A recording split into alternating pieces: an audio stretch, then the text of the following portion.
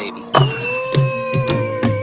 Wonder if all my bad decisions get accounted in the algorithms. No statistician could dissuade me from my bigger vision. I know my occupation's quite an unlikely place in this world to occupy and talk about upon a daily basis. Our information's predetermined by some biased business. We all in sermon to Silicon that push out lovely neighbors. I'm done with paper chasing, think I'm on the bigger banquets. This that full circle, new wave, energy on a Tuesday. Turn a blue day to a bright hue, yellow with a smooth A in hair, extra fruit the brand. You can't move me, the music is man. It's a con job, but this grand. Been blessed with a great hand amongst many that stand. Yeah, it took some hard work, but blind luck play a huge role. And they say that it don't, when they feeding you fool's gold. And if I know one thing, the truth's home. Even if it's a tough thing to swallow, an even harder thing to hold and truly know without a doubt while on the globe. Even though that seems inherent, it ain't always so apparent. Dangle carrot, you ain't always gonna get it. But don't worry, it's a pretty February in a year with more to carry and more days is yet to come. Under the sun, taking the ferry to the city where the moment's extra pretty, like the people, like the idea that I keep inside my brain that isn't equal to the real world. All that stress ain't saving me, fear though. I swear to God I'm trying. Look, they pushing their demons down my esophagus, screaming the easy life, what I want always. Praise made up holidays, tell me that love is the answer just to boost this economy. Buy more sell now, but I ain't following. I ain't a hollow man, I'm full of them fall winds. Take it all with a tall grin, and if you feel it, do it with me, and just sing what the song says. Take it all for what it is. It ain't all so big. Take it all for what it is. It ain't all so big.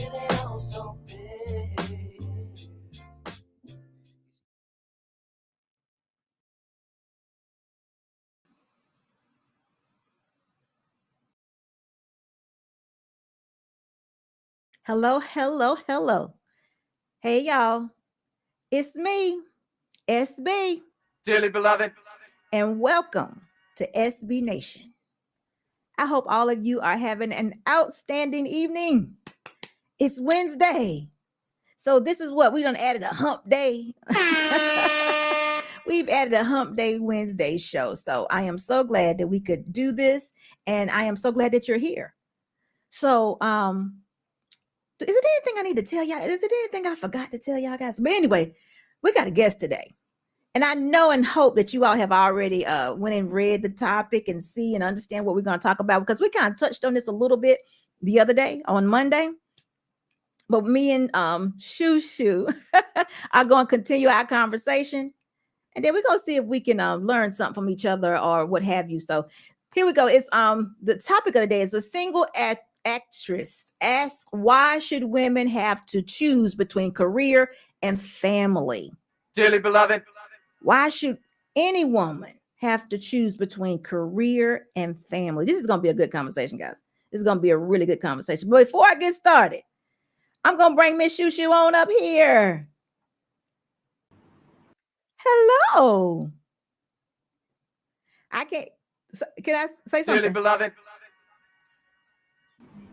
Go ahead. Can you hear me?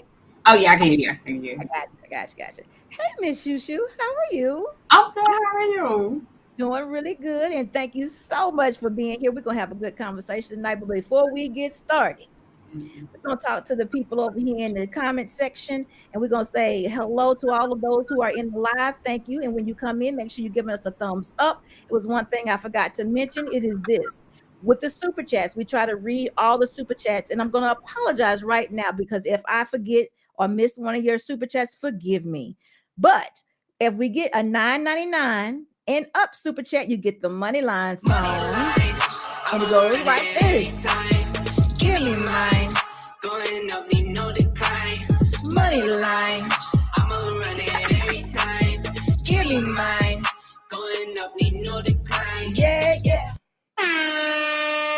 Okay, now Miss Shushu, I know I got you by a few years, but you're gonna have to do something. You're gonna have to figure out how you're gonna put them shoulders together. You're gonna have to figure out some kind. Look, Do you still go to clubs? You there you go. Like every now and then. It's not all. What you doing? I need to know what's your seat dance, because y'all know how y'all like to sit down and dance. So what's your seat dance? What you be doing? It depends on the song, like on the beat. You know what I mean? Like so, you just the beat. Okay, so you got to get that money line beat. You got to show some appreciation. Got some appreciation. There you go. There you go. There you go. That's how you do it. Money line. There it is. There you go. Thank you so much for that. But listen, we're going to say hello to a few people, and then we're going to jump right into it, because I am just so interested in hearing and having this conversation. The Gray Pill. Hello, sir. What you doing with the sunglasses on? Take them off so you can see us. Bright light, bright light. Chorus Harvest. Hello, how are you? You get the money line song. Larry Cash. Mr. Larry, how are you? It's good to see you. Big Bad Bull. Thank you for being here, sir. We appreciate you so much. Who is this? Madeline. Hey, Madeline. It's good to see you. How you doing? Who?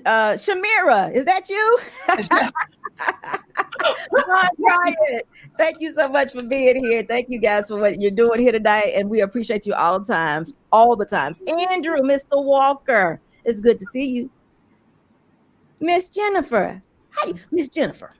Man, you're gonna have to talk. Did you see the news break yesterday when the young man from the official guy from the White House got out there and told the same story I told on Friday?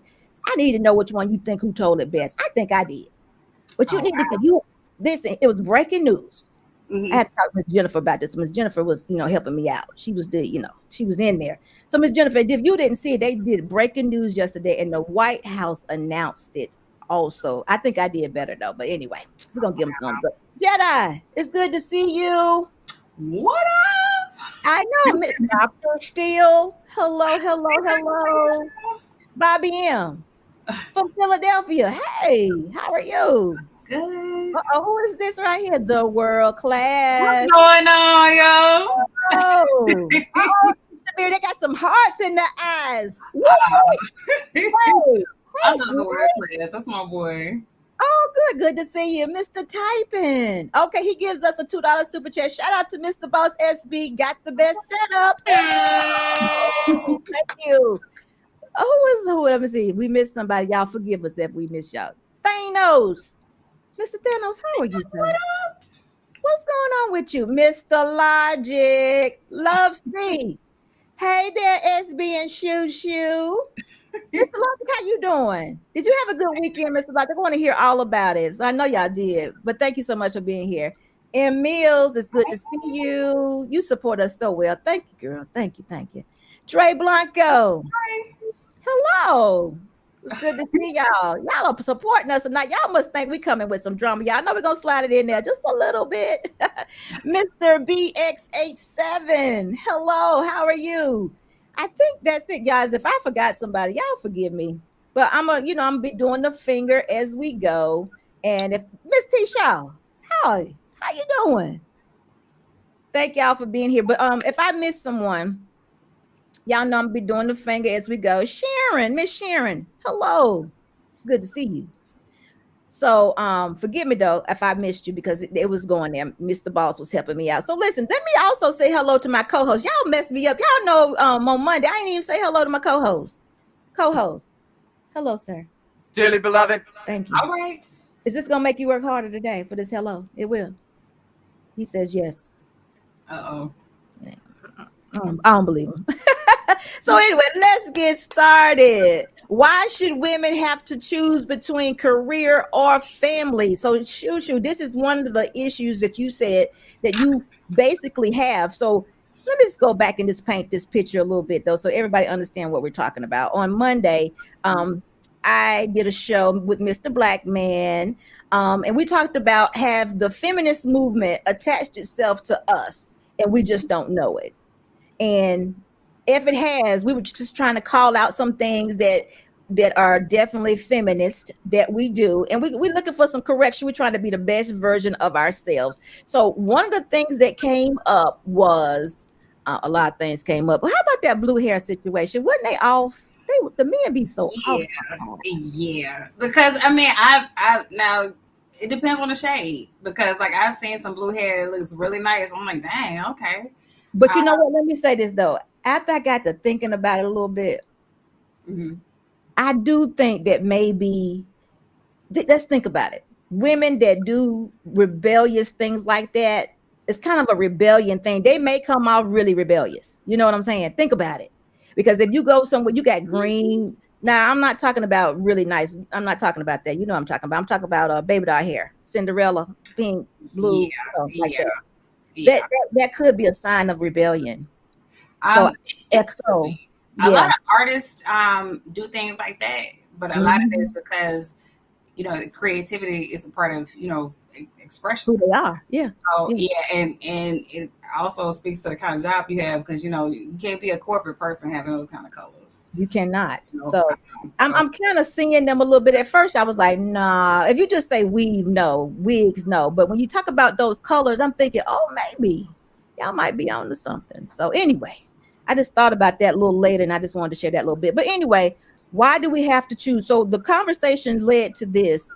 We were talking about the feminist movement and the woman's role as the wife and the husband's role as the husband in the home. And it came to this right here, as far as women working outside of the home, having babies, being married, or what have you. And I had a question, or it was put like this: if a man's role is to provide, a woman's role is not to provide. And what's happened with us is that the feminist movement has told us that we can have it all. We can have money, we can be equal, we can have the career, we can have the kids, and we can just have anything that we desire. Now, I don't agree with that. You didn't say you agree with it totally. The part of the feminist movement you said you agree with was the equal wages. I think that's what it was. I don't want to speak for women being able to have the right to vote, women being able to have equal opportunity to compete for certain jobs, things like that. I agree with. Okay. But I do think that things have gone to an extreme, and that's where I'm like, I can't co-sign with that. Okay. So before we get into that, so that's going to be the gist of the conversation today. But before we get into it, I think it's most important for us to give some background history of yourself. Because we all know what we grew up in is what shapes us.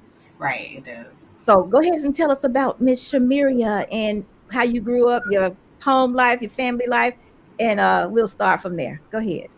So I'm originally from Montgomery, Alabama. I'm born and raised, and I grew up in a middle class 2-parent households. And my immediate family, like the community I grew up in, was 2-parent household, marriage, and so that's what I knew. I was also taught that it's kind of like a formula. You go to school, get your education, which automatically qualifies you for a good job, and you get married, you have kids, and live happily ever after, so to speak. But I don't know what happened, like over time, like when I got out here in the world, and I realized like everybody didn't grow up like that. So everybody's perspective and idea is different. It's different from that. It's not the same. Okay. So, yeah. So everything I've heard you say about your growing up, your mother and father has been positive. I've always heard you say that your dad was a good role model and your mom was an excellent role model, and they taught you guys well. Even going back to your granddaddy. So yeah. So I can definitely hear from you all that you grew up in a balanced home. Yeah. So with that being said, are you interested in being a wife? Do you want to be married? Yeah, definitely. Okay. So that has not changed from you, because we're going to move a little forward. You're now an actress. So tell us about, because now you're a career. Well, you said you went to school. Yeah. So when did you decide that career was important? Well, career was always important, but I also knew that marriage and family was important also. So it's not like I just decided I'm going to focus solely on my career and then at some point, then focus on my relationship. Like once I get to a certain point in my career. It's always been like I've simultaneously been doing both or pursuing both. Okay. So like, throughout the time of me, pursuing my acting career, I've also had relationships in the meantime too. Okay. Okay. So listen, if you had to choose, which one is most important, the career or the family? If I had to choose, like had to. You had to. I know that's your contention, but if you had to choose, which one would you say is most important?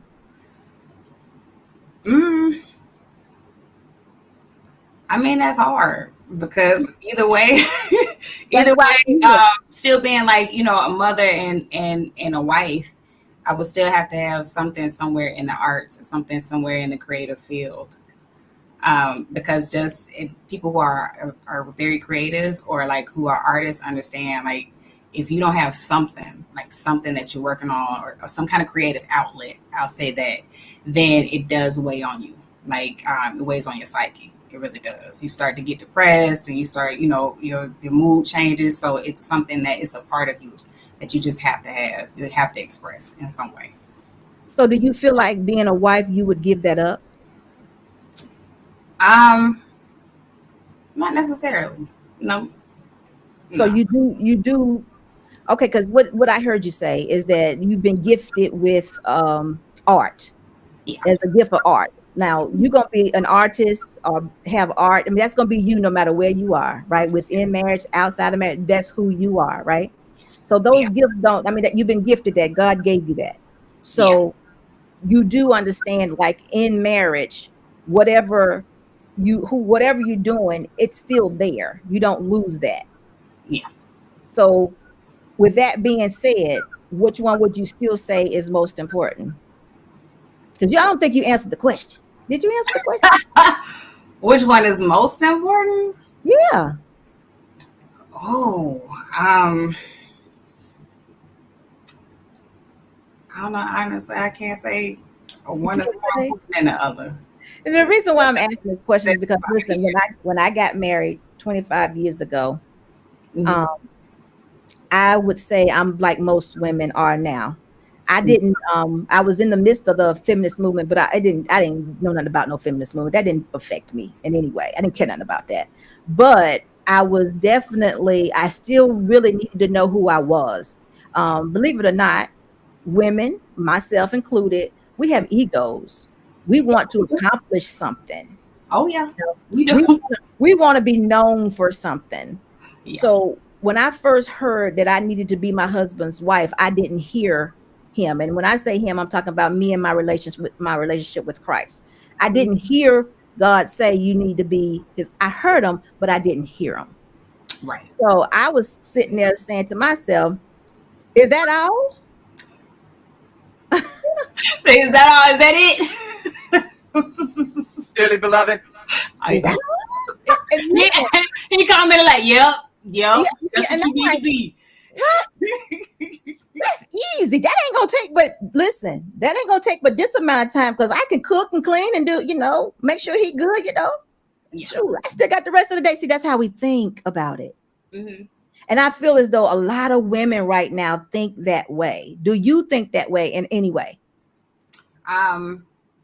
You're not married, of course, but I'm just saying, because what I kind of hear you saying is this.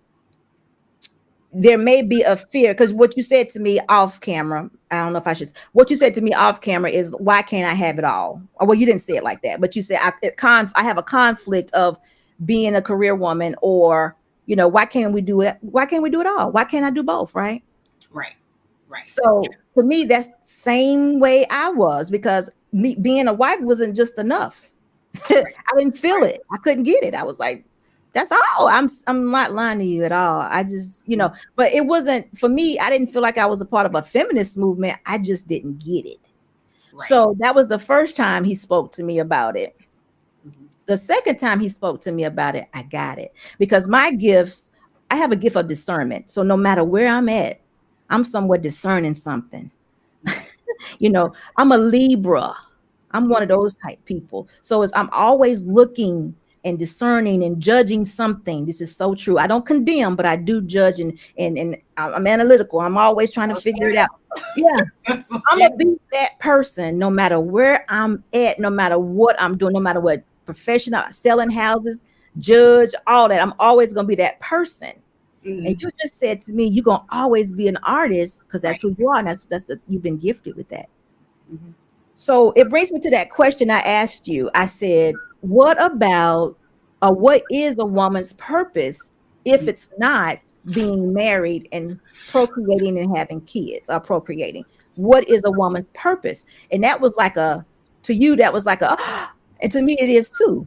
Well, no, I had an answer. It's You just have an I answer. ain't gonna lie. I was tired that night, and I Okay. was and because of who was on the panel, a couple of different people on the panel, and The I was two like, of this, I know they gonna give me all kind of pushback, and I just don't have the energy to go back and forth. And okay. I was just so tired. I was like, I just listen. Let me fall back. I'm gonna fall back.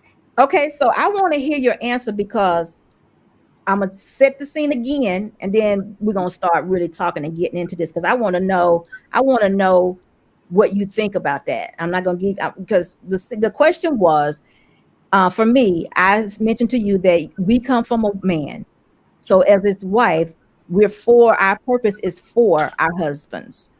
And Mhm. then you said, well, what if you don't want to be a wife? Or what if you don't want to be a mother? I said, well, then going back to your creator, what is your purpose? What would be a woman's purpose here if it's not for her husband?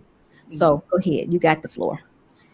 So, biblically speaking, we can say that a woman's purpose, part of her purpose is to bear children, and given that we have those reproductive organs to do so, I mean that's a given. And you could say that another part of a woman's purpose is um, to be her husband's helpmate. But here is the flaw that I find in that. Oh, I Take can't it, believe you said that. Go ahead. you take it back to one of the crux of the Christian faith, the Virgin Mary. Her purpose, her purpose was to bear Jesus, to have Hmm. Jesus, bring Hmm. him here on earth, right? Hmm. That was her God-given purpose. Hmm. Joseph was told his purpose was to protect her and to make sure her purpose came to fruition, which was to make sure Jesus came here. So in that dynamic, he was her helpmate. She wasn't his. So she wasn't put here to fulfill his purpose. He was brought to her to fulfill hers. And then but she was still they still got married and still had children of their own. So she was still a mother and she was still a wife. You have Rosa Parks. She was a wife and she was a mother, but her God-given purpose ended up being one of the pioneers of the civil rights movement. That wasn't her husband's purpose, that was hers. And her husband, he had to allow for her to enter into the line of fire, in order to take that chance for the greater cause, the greater good of the movement. You know what I mean? So, quite a couple other instances I have, Madam C.J. Walker, especially But like wait a minute though. mm-hmm, Okay, so that's why we started with the gifts. You remember how we started right, with the gifts? mm-hmm, Those things you mentioned were the roles that they played. Those were the things that they were gifted in. And that's why I started with that. yeah, Whatever Shushu does, she's going to be an artist. Now, where that takes her, I couldn't even begin to tell you. right, yeah, So that's what you're saying about those women and men that you just mentioned, or those women that you just mentioned. No matter, like I said, my discernment, wherever my gift of discernment takes me, that's where I end up. That's not, you get what I'm saying? We can't change that. That's right, wherever it goes. Far as being the help me, mm-hmm, I say this quite often. As my husband's help me, I do whatever it is that he needs me to do. And he may delegate that. So, in other words, and I'm just fishing, CJ Walker, she got a husband later on in life, but let's just say her husband delegated her to find a product to mm-hmm, straighten his hair. I'm just, I'm playing right now, but you understand what I'm saying. mm-hmm, Those are two different things because you're still in your role as his helpmeet and he's still the leader. So even though those women did that, they still had to be in their role as the helpmeet, and just even in order, in my opinion, for God to actually use them. Mm-hmm. So going back to the Virgin Mary, if she wouldn't have been in order or in alignment, and also him being Joseph, then that wouldn't have happened. You understand what I'm saying by that? Mm-hmm. So that's what. Go ahead. My point was, if a woman's purpose is to be the helpmeet, Right. then and to help a man on his purpose. No, not necessarily like that. That it doesn't stop there though. Mm-hmm. It doesn't. Well, she can help a man in certain aspects, but he can also be a helpmate as well. That's my point. So if it's a woman's purpose is to be a helpmeet to her husband, then you have instances and examples of women who their husbands were helpmates to them. When you say that, show me what, because I think maybe, okay, so this is what I would call them. I would call them servants of God. Mm-hmm. Head servant. I would call them head servants. I wouldn't say that they were helpmeet, because I've never saw in the Bible where God called them helpmeets. So I would say they were servants though. But the servant actually serves everybody. So maybe we're saying the same thing. Yeah. Okay, so I can agree with that.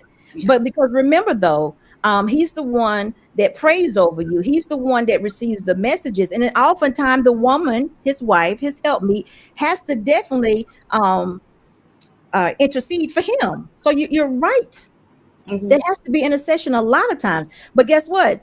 You still don't lose who you are. You still don't lose your gift as an artist.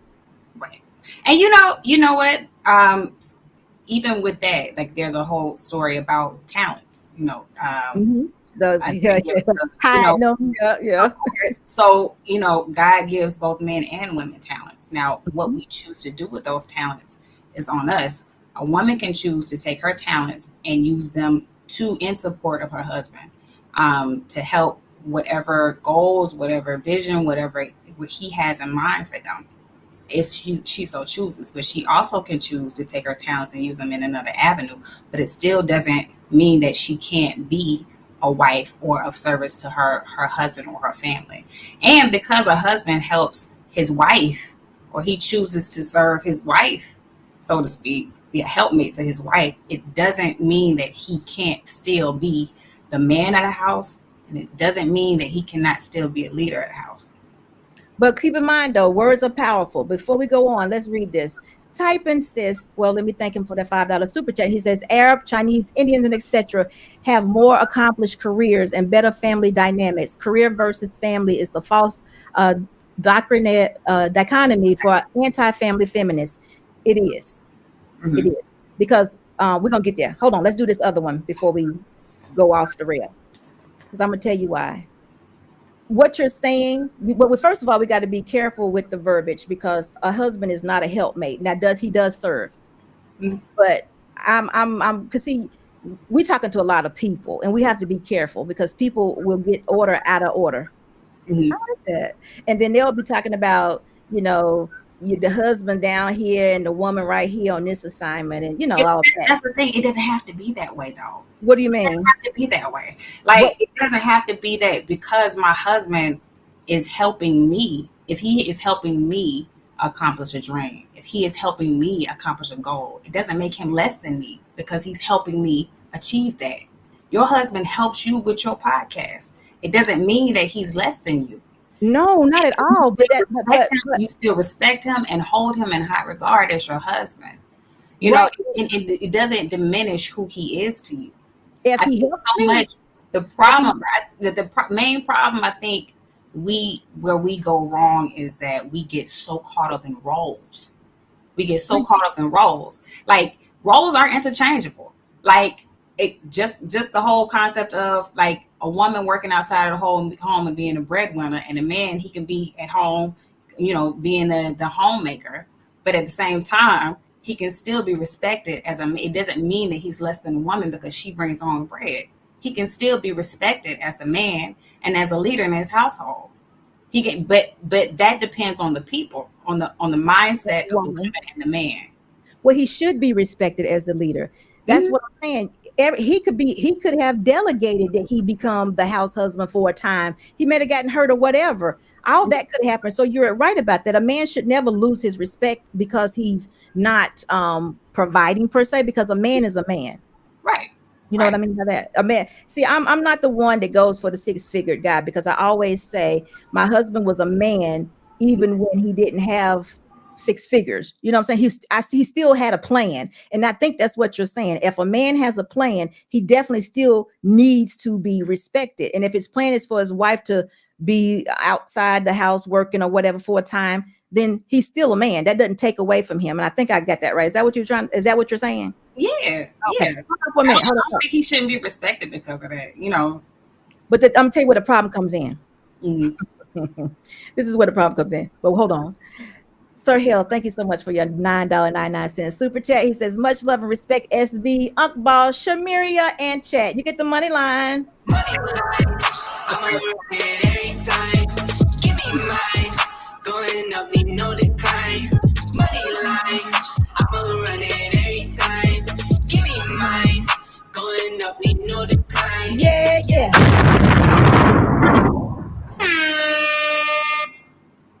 But rub my shoulders just for you, Sir Hale.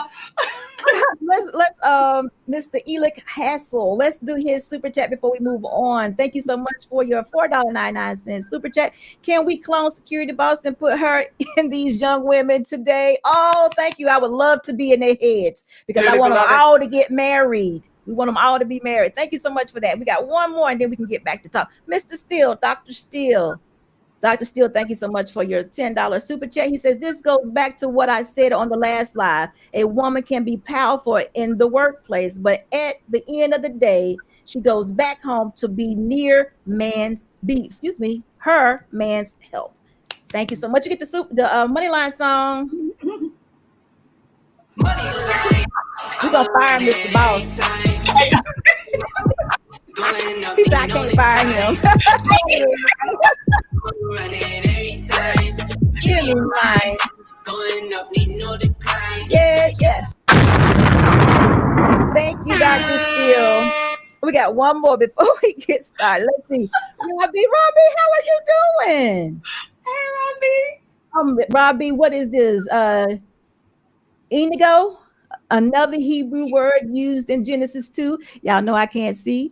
Genesis 2:18 to describe the Eve. It appears only once. Friedman pointed out that in late rabbinal commentaries, Kinigo means equal. Okay, so we're gonna talk about it. I guess we're gonna talk about it. We can definitely do that. You can help us with these words too. Thank you so much, Robbie, for your $10 super chat. And we get the money line. I'ma run it every time. Give me mine. Going up, need no decline. Money line. I'ma run it every time. Give me mine. Going up, need no decline. Yeah, yeah. Okay. So this is what we're gonna do. We're gonna read this from Nia Moses. We're gonna take a break from super chat. We're gonna continue to have our conversation. Then we'll go back to the super chat. Okay. Thank you guys though for your support very much. So Robbie, hold that question and we're gonna read it in just a moment. Nia Moses says, shoo, does the husband submit to the wife? Yes. Yeah. And I'm gonna tell you, in the Bible it says that. Submit to one another. It definitely does. It says, wives, submit to your husbands. Husbands, submit to your wives. It's talking about compromise, people. But wait a minute. What are you talking about? Wait a minute. Okay, it does say submit to one another, but it also says husbands love your wives and wives submit to your husbands. So I want to make sure that, but it does say go back and forth. So she's right about that. So wait a minute. Where were we at? Okay. I forgot where we were. Right. Let's go back. Okay, so we were talking about the husband being at home husband, and he's delegating positions. I'm assuming we were talking like that. Yeah, but he doesn't okay, I got it. Yeah. He loses no respect for who he is as a man. He does not.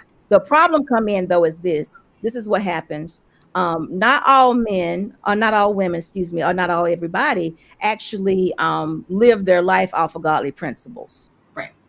So when you don't, then the order of marriage is not what is respected.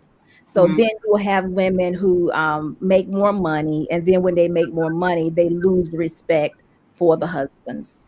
and then in turn, start maybe disrespecting them because they don't see them. Because remember, men are supposed to be providers, but it doesn't say necessarily what he's providing. But a man is a man and should be respected as such. But I think that's where we run off the rails at. So when you say you have it's a challenge for you to say, why can't I have a career and family? Mm-hmm. I'm saying to you that I think you can. You just can't have them all at the same time. Now, there has a little caveat to it, because you can pick a certain career where you can do it both. Because, like, for instance, I've been selling houses since 2001. I can definitely be a real estate agent, sell a house, come home and fry up the food, take care of the child, and do what I got to do. Absolutely. But I think when people say that you absolutely can't, it's when you devote your time to getting to the bag. Yeah. What you call, I think you would call that an extreme. Yeah, exactly. Yeah. I think that's where your extreme part comes into. So I think that's when the problem comes. But we're going to talk about that for a little bit, because that's a real thing. Women nowadays, because of the feminist movement, like you said the other day, we are now making more money. We're having opportunities that we didn't have back in the 60s. Right. So the women are making more money. But let me tell you, when they do that, getting to the bag, I'm talking that extreme. The children and the family and the husband, they do suffer, because there's so many times when let's talk about this for a little bit, because I was thinking about it. You know how you have those, what you call the latchkey kids? Oh yeah. That's not supposed to be that way. Right. Yeah. No, it's not. It's not. Listen, I made a little joke. It ain't really funny, but let me tell you what I said. I was like, do y'all know how many little young girls, teenagers done lost their virginity being latchkey kids? That's something that we need. See, mom should have been there. Our dad should have been there. Right. They still need our protection, but I'm out getting to the bag. You understand what I mean? Yeah. That's where the dynamics, that's where, who was that? JT was saying it wasn't for us. It wasn't we should have never been a part of it. I think that he was kind of alluding to, not my example, but just things of that nature. A lot of times also you have, it creates kids being obese because there's nobody there. There's no meal there cooked for them. Mm-hmm. So they're going in the kitchen. We're making Tony's pizza, fries, and stuff like that. We're enjoying ourselves and we're drinking soda with no provision. Nobody's saying, hey, that's enough. We eating a whole bunch of cookies, Oreos. We all like them. So that's what I can imagine that's what they mean by a woman is best in the home. So this is what I suggest to women, because I do think a woman can, not necessarily extreme, get to the bag, because I do believe the family comes first. But I think a woman should be able to work, because my mom always worked, and she was a wife. Right. Yeah.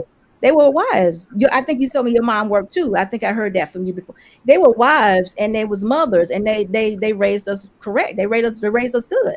I mean, I'm not saying we're perfect, but I always suggest to a man to make sure that, in a woman, make sure your wife has a position that brings her home before the kids and you get home, so she can take care of her home and make a good home for you guys before, because the thought of that, I mean, when you're going through something, you don't think about it. Right. But when you get older, you be like, dang, look at all those kids that mom wasn't at home, and how they had little boys running in and out, doing things like doing things we shouldn't have been doing at the present time and stuff like that. So that's why people struggle with a woman having a career and a and a husband. That's the struggle. They just want to make sure they want you to make sure that you can do that, but make sure you putting it in the proper order. Right. And I get and I understand that.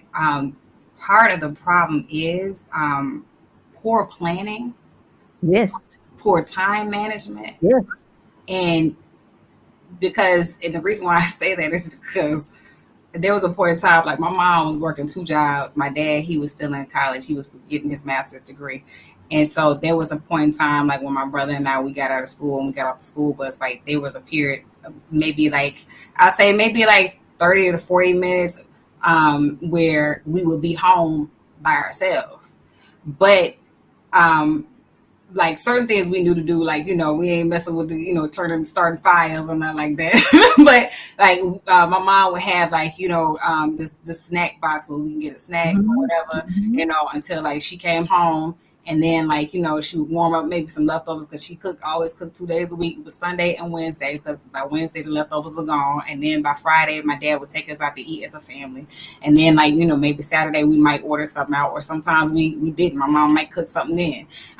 But the point is, a lot of it was planning. You got a lot of parents nowadays who don't want to do that. And rather than cooking, they would rather just go out and buy something because it's easier. As a parent, you have to decide what's more important to you. Is it my children's health is more important, or having a home cooked meal is more important than me just saying, all right, I'm tired, I don't feel like doing it. Right. You know, and you know, it's just a lot of it, like I said, it's just that's incumbent upon the parent. Right. And not only that too, you know, even with you saying your mama worked 2 jobs, our parents, they did that. Right. Women to these days are not doing that.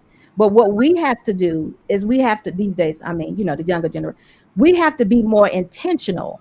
Like, for instance, if you know you want a career, or if you know that, you know, that's important or what have you, you don't go out and have 4 kids. Yeah. You know what I mean? You be more intentional about being married. Okay, me and my husband, we're going to be married 5 years or whatever. Then we'll have a child. You be more intentional about your life. And then those things don't affect you, you know, because you're being very intentional. Or like you said, your dad got his master's, your mom worked too. Things like that. They figured it out. But again, like I said, women these days are probably not made too much like that anymore. You know, they're not made to do that anymore, or they're not willing to do that, I should say.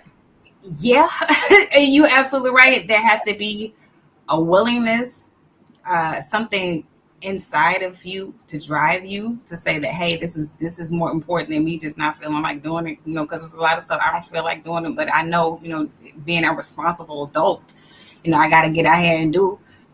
So, you know, having my you know, the health and well-being of my family, or my children especially, is more important than me just saying, you know, they be all right.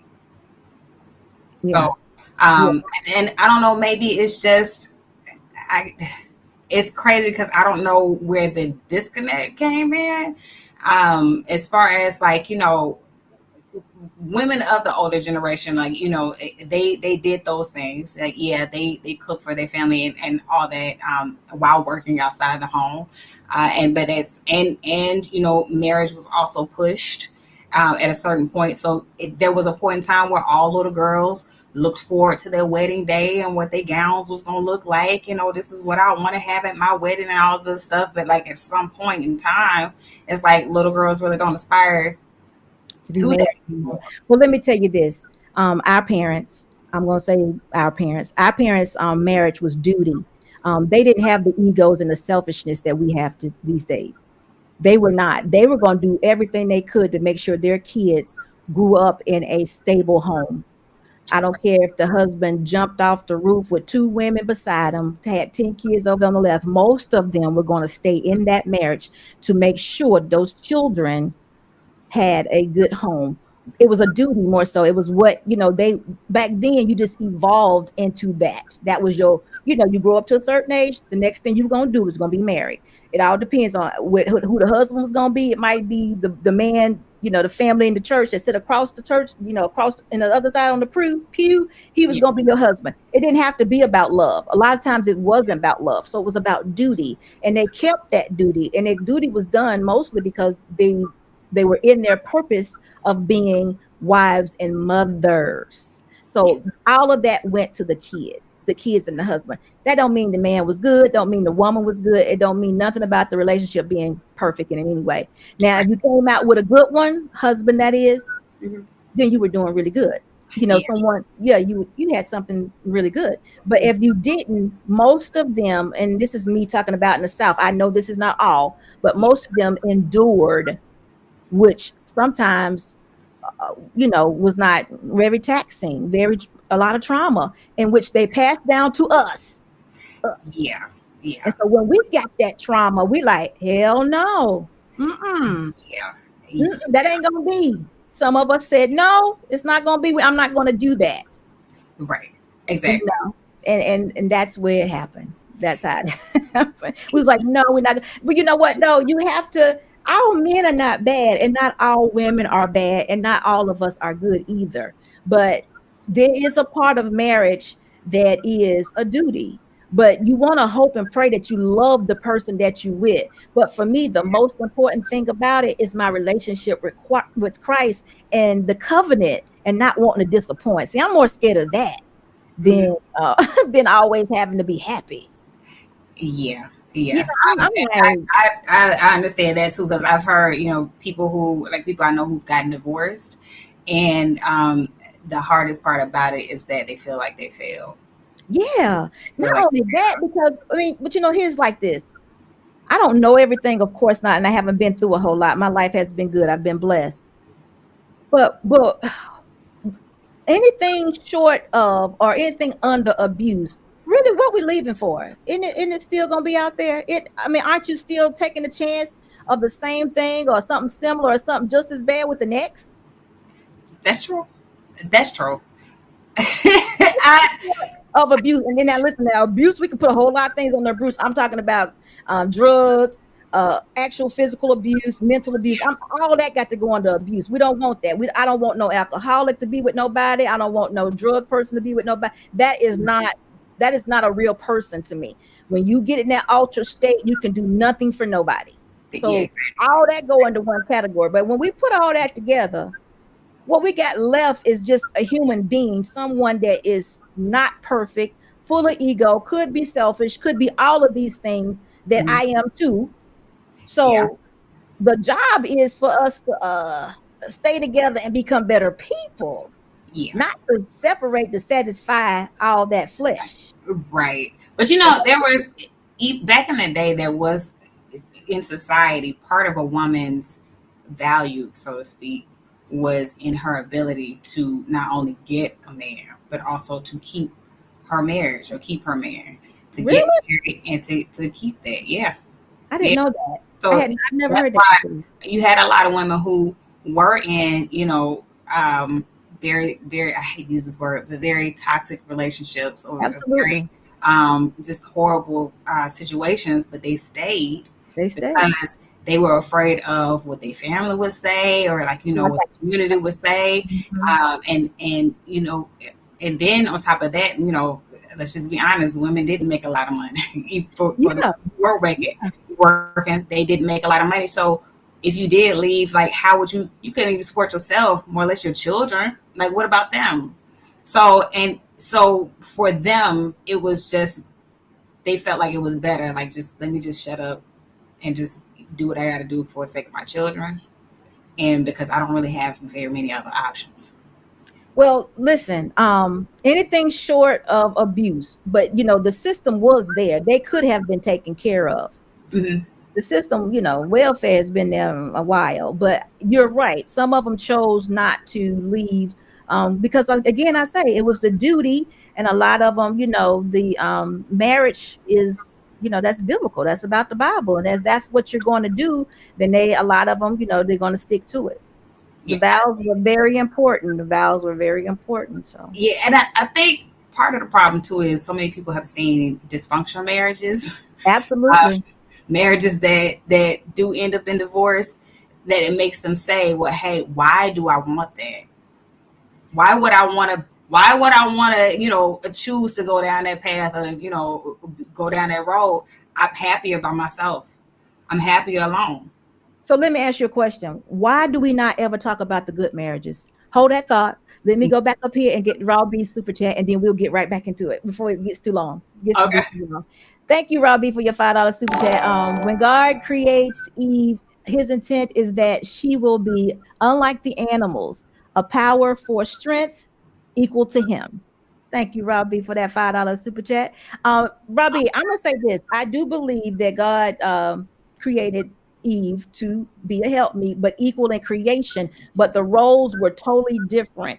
God definitely gave Adam the dominion over everything. Now, you may not be talking about what I'm talking about because I'm just reading your super chat, but thank you so much for your $5 super chat. And listen, in a little bit, we're going to drop a link, and then you may be coming up to tell us or express yourself a little bit better, and we can follow. But thank you so much, Robbie. Let's see. Andrew Walker, thank you so much for your $20 super chat. And it says, when you get into a relationship, you try to make the best of the situation and come up with a plan for functioning as a couple. You have to figure out what you want to do if you want to have kids while you're pursuing your goals.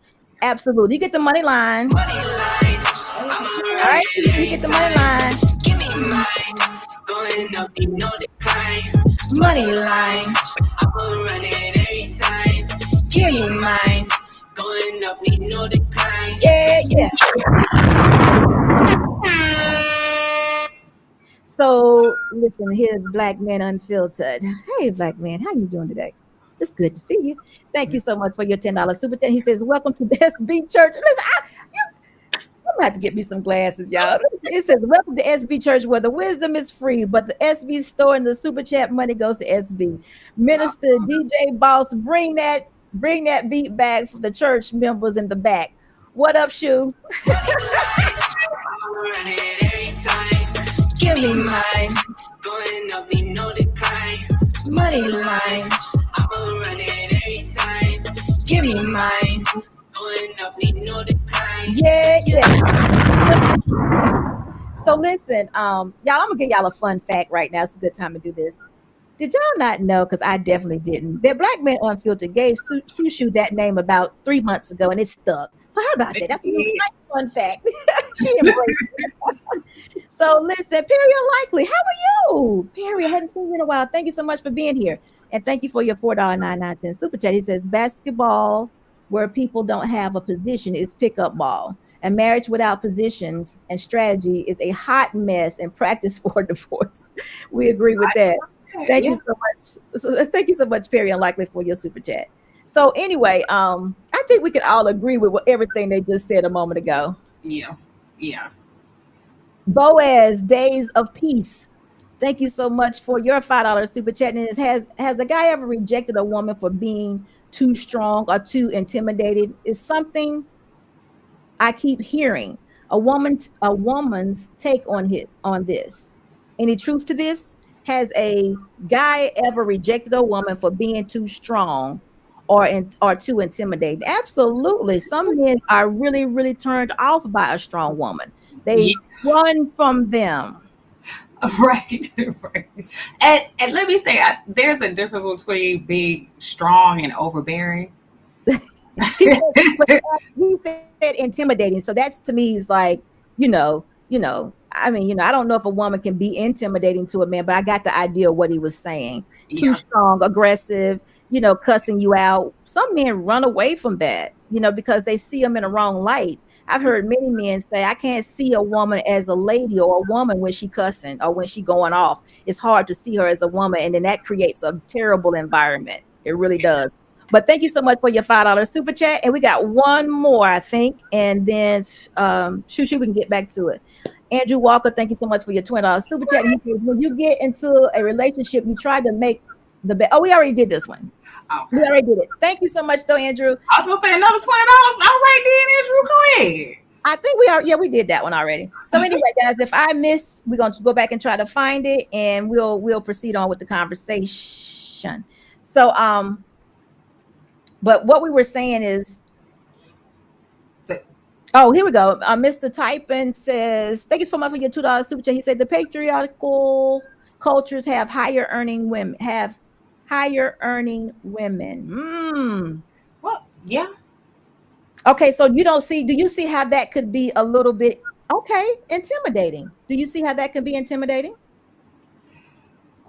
Have higher earning women? Yeah. Because you have some men who attach their manhood to being able to be the breadwinner. Providers. The provider. Yeah. Absolutely. So that can be for some men. That's a big deal. That's actually a big deal. A lot of men attach their purpose to making money. Right. Yeah. That's a huge deal. And then guess what? Who can Oprah marry? Right, exactly. I mean, the closest she got is what she got is Stedman. And Now, I think he lived with her, but I can right, but he don't, he don't hold a candle to her paycheck, like, paycheck. Wow, I can't even imagine. But you know what? Let me say this though, because there was a time where my business and selling houses was making like so much money that I made more than my husband's business. Mhm. But I was always one of those women that believed in putting all your money in one pot. Mhm. I've always believed in that, and I've never ever because he always has been the one with the plan. My husband, he'll create a business. I was a worker. I was fine working a job 5 hours a day, or just doing a little something, to take care of my little extras or whatever. I didn't have to be an entrepreneur. Right, yeah. But he does. I mean, that is who you know what I'm talking about? I can discern anywhere. My ultimate goal was to be a judge. I wanted the black robe. So if I I wanted that too. Really? I wanted to be a judge until I found out you had to be a attorney first. And then I was like, God, you know how long I'm gonna be in school? Listen, Shushu, you don't know how many times I went to school, back to school, went to school, back to school. So I'm like, ugh. So guess what? I finally submitted to the fact that I'm probably not supposed to be able to do this. And he and I had a long conversation about it. And he asked me one day, and this is what was real important. I'm glad you mentioned that so I can ask you the question. Well, you didn't tell me exactly what your career. I know you're an actress, but listen, he said, why do you want to be a judge right now? He said, is it the money? And I was like, that's a good question. Because remember, in the real estate, I was making more money than I would have as a judge.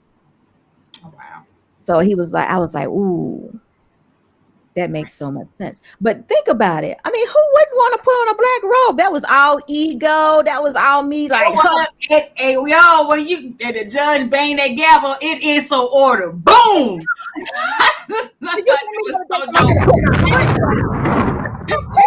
Of course, I wanted to do that. Of course. Right. I was all out of order. I'd have been coming home telling Mr. Boss, you ain't got nothing to eat yet. What are you doing? I'm coming in the house crazy and all that.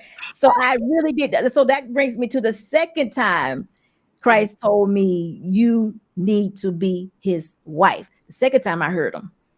First time I didn't. I heard him, but I was like, I got this, because I had all the externals. All the externals. I could cook, clean with joy. Right. I have never complained about a clean house. I want a model home for myself and everybody around me. So that stuff came so easy. But it was the mental. It was my purpose for what God had for me to be with my husband. That's what I was lacking. That's what I was lacking. And I didn't realize till about a week ago or maybe 2 weeks ago that I speak in extremes. I realize now that I speak in extremes. Like when I say extreme stuff, like put all your money in one pot, there's some woman somewhere, but like, that's a lie, Yeah. Yeah. Yeah. That's, you see, you got more women than a little bit that would disagree with you on that. Like, what? I ain't putting out my money. Right. I know. Because I didn't know, but I know now. But the reason why I can say that with ease and so easily is because my husband loves me. He loved me the way Christ said love me. So I feel good about it. I don't feel like I'm missing. I don't feel like I'm losing. And that's what I be trying to share. So when I say stuff now that I realize might sound crazy, it'd be like, oh, why is that so, because listen, my 20 was nothing compared to his 100. So I feel like if we put it together, now we got 120. I got more to spend. Right. So that came easy for me. So when women be like, nah, I can't let my right hand know what my left hand doing. I'd be like, what y'all talking about right now? Well, I would say this: any kind of relationship dynamic can work if both parties are on the same page. But you have to, as a couple, you have to sit down and decide, okay, this is what we're going to do and this is how we're going to operate. You have to make those kind of choices and those kind of decisions. A lot of people don't have that kind of conversation, especially when you talk about with finances. There are people who they put all their money together and they make it work, and all for the greater good of the family.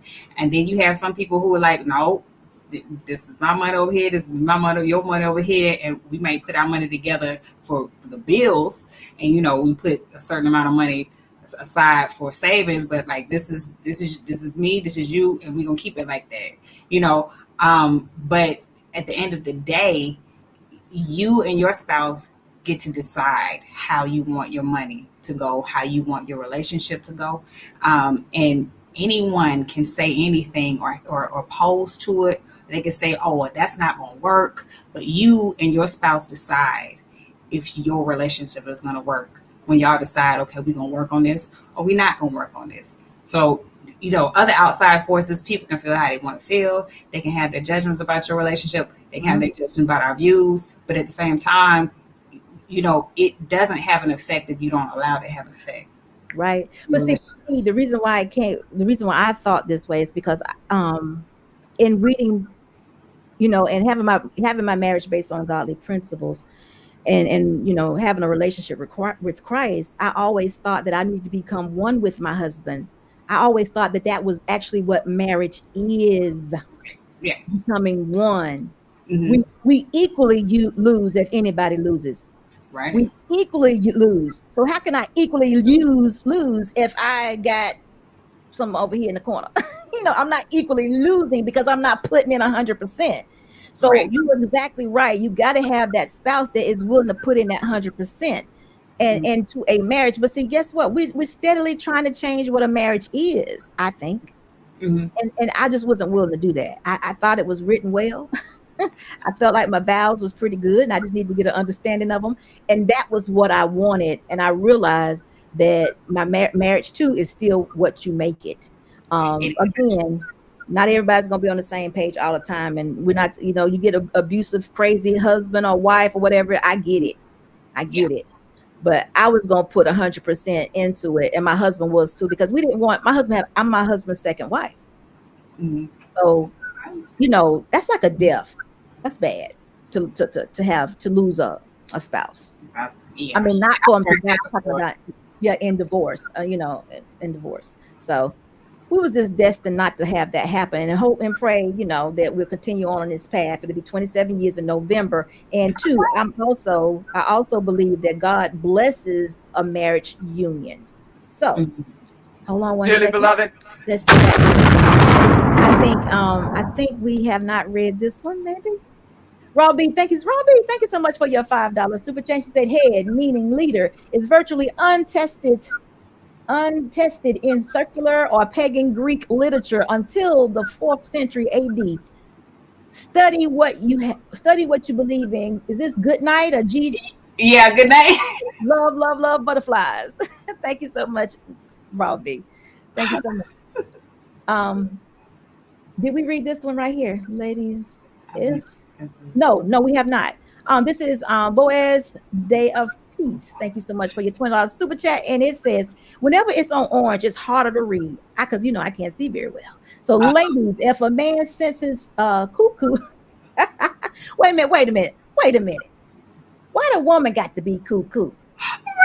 Right. He'll break up with you and say you intimidated him. In reality, he just wanted to leave unharmed. He just wanted to leave unharmed. Replace whatever reason for he gave you. My goldfish drowned. What? You're gonna say it's goldfish drowned? Okay. Right. You X'd out. Cherie? Yeah. Is that C? Yeah. Okay. Listen, he said, "Why we gotta be cuckoo?" Right. Why it gotta be us? I have come across some cuckoo brothers in my time, and you know that. Yeah. I saw one on TikTok today. That brother was very cuckoo. I was praying for him. But listen, you get the money line song. Right. Give me mine. Going up, need no decline. Money line. I'ma run it every time. Give me mine. Going up, need no decline. Yeah.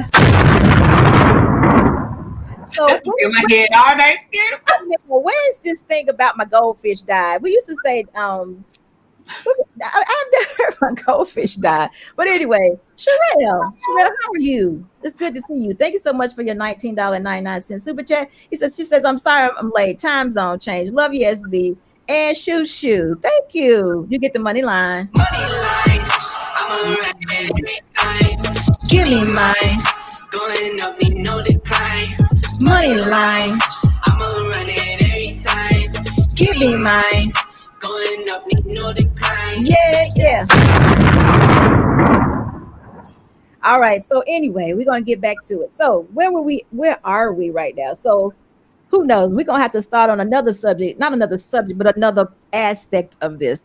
Mhm. JP's fiance. Hey Cam. I like that. I want to know when the date is, but congratulations so much. I love that.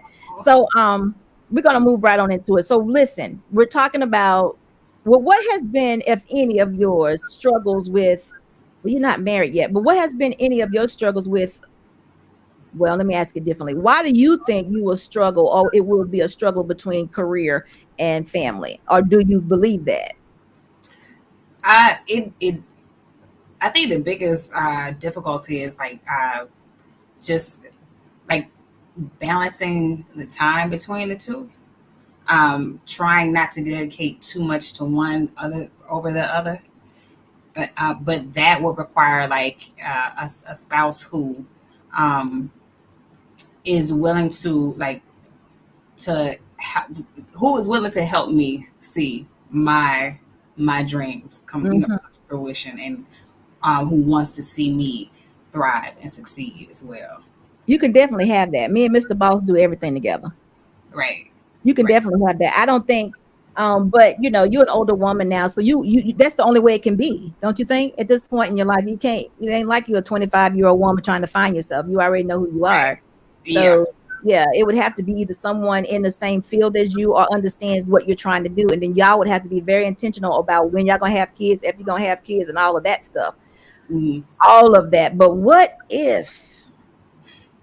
Now let me ask a question. Do you do nude scenes when you're acting? I don't. Would you do a nude? Do you don't because you don't want to, or you don't because you haven't been asked? I don't because it's not because I haven't been asked. I have, but I don't because I'm really not comfortable doing that. Okay. To be honest with you, I don't know. Maybe they just had reading the check big enough yet, but I don't know. I'm not comfortable. So say they got this new movie out there. Mm-hmm. What's that movie called that they be doing all that crazy stuff on it? Gosh, what's the movie now that's out? They do all that. They go all out. Which word? You talking about the show? Oh gosh. You didn't talk about like P Valley, are you? Yeah. Say we had our S Valley. I ain't gonna be P Valley. We're gonna have an S Valley.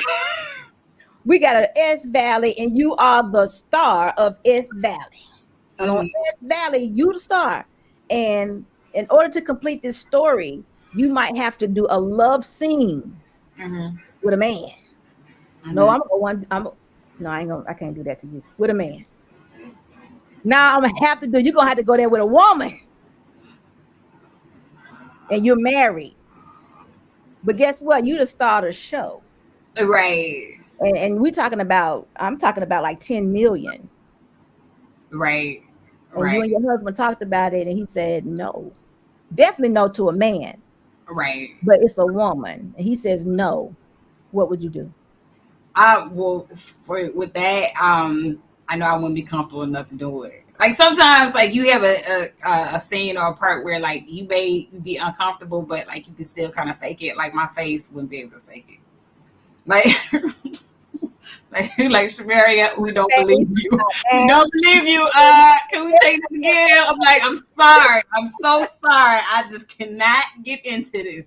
Like you're way too close to me, y'all. I can't do it.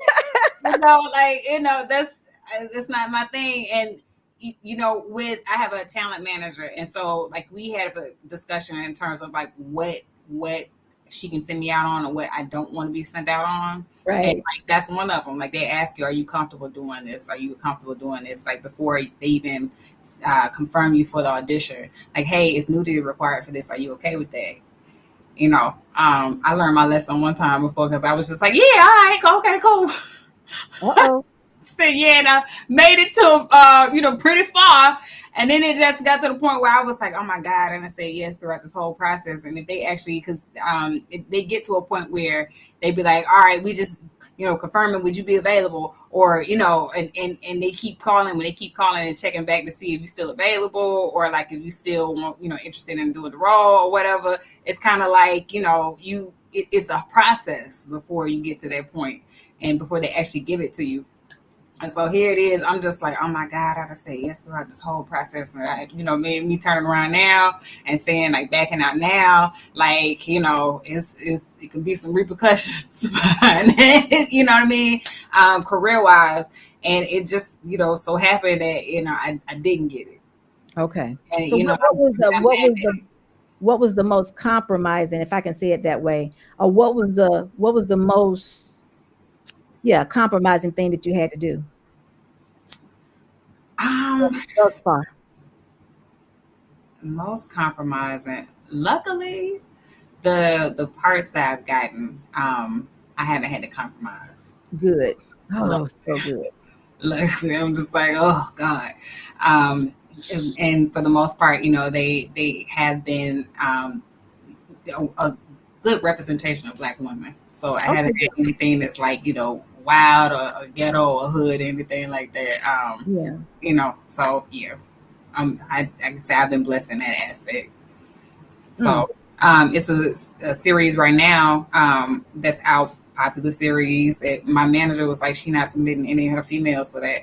And she told the casting director, like, I'm not sending out any of my talent for that, because all the roles that they keep, sending to her for that particular series, like the women have to be in compromising positions. Either like they have to act as though they're giving the main character like fellatio, or like they have to be nude, or it's a intimate scene, like it's a sex scene or something like that.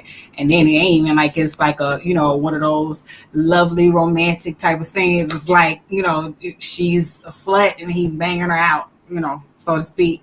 And she's just like, yeah, don't send me any more for that, because I'm not sending any of my talent out for that. So you know what? You would definitely have to find a husband that understands, because that would be a major conflict, I feel. Oh yeah, it definitely would. I mean, it's understandable. It's understandable. But like I said, I haven't. Luckily, at this point, I haven't gotten offered anything like this. So. Ooh. Okay, so listen, we're going to a new part. This is a new part, and we've been here now. Oh my God, the glare, y'all. We've been here now an hour and 18 minutes. So listen, we're gonna I'm gonna ask this question. We're gonna talk about it, and then we're gonna open up the lines. If that's okay with you, we can do one at a time. I don't want a panel, because we get to talking over each other and we can't get nothing done. So this is the question. I'm not gonna ask your age, but you seem like you're a woman of a particular age. How do you feel about the wall?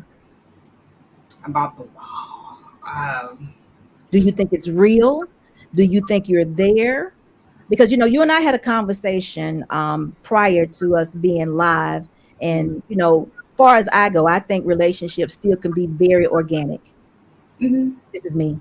So that's why I'm asking you about the wall. We already know that the wall is definitely a YouTube talking point, but it does have it has a bit of reality to it. So what do you think about it? So when you say the wall, is that a woman has a certain time frame, or she can't get married, she can't that she probably won't find that Boaz she's looking for, or that man that she's looking for, and may have to sacrifice a little bit, or may not be picked at all? I definitely think it's real. I'm not gonna say that it's not.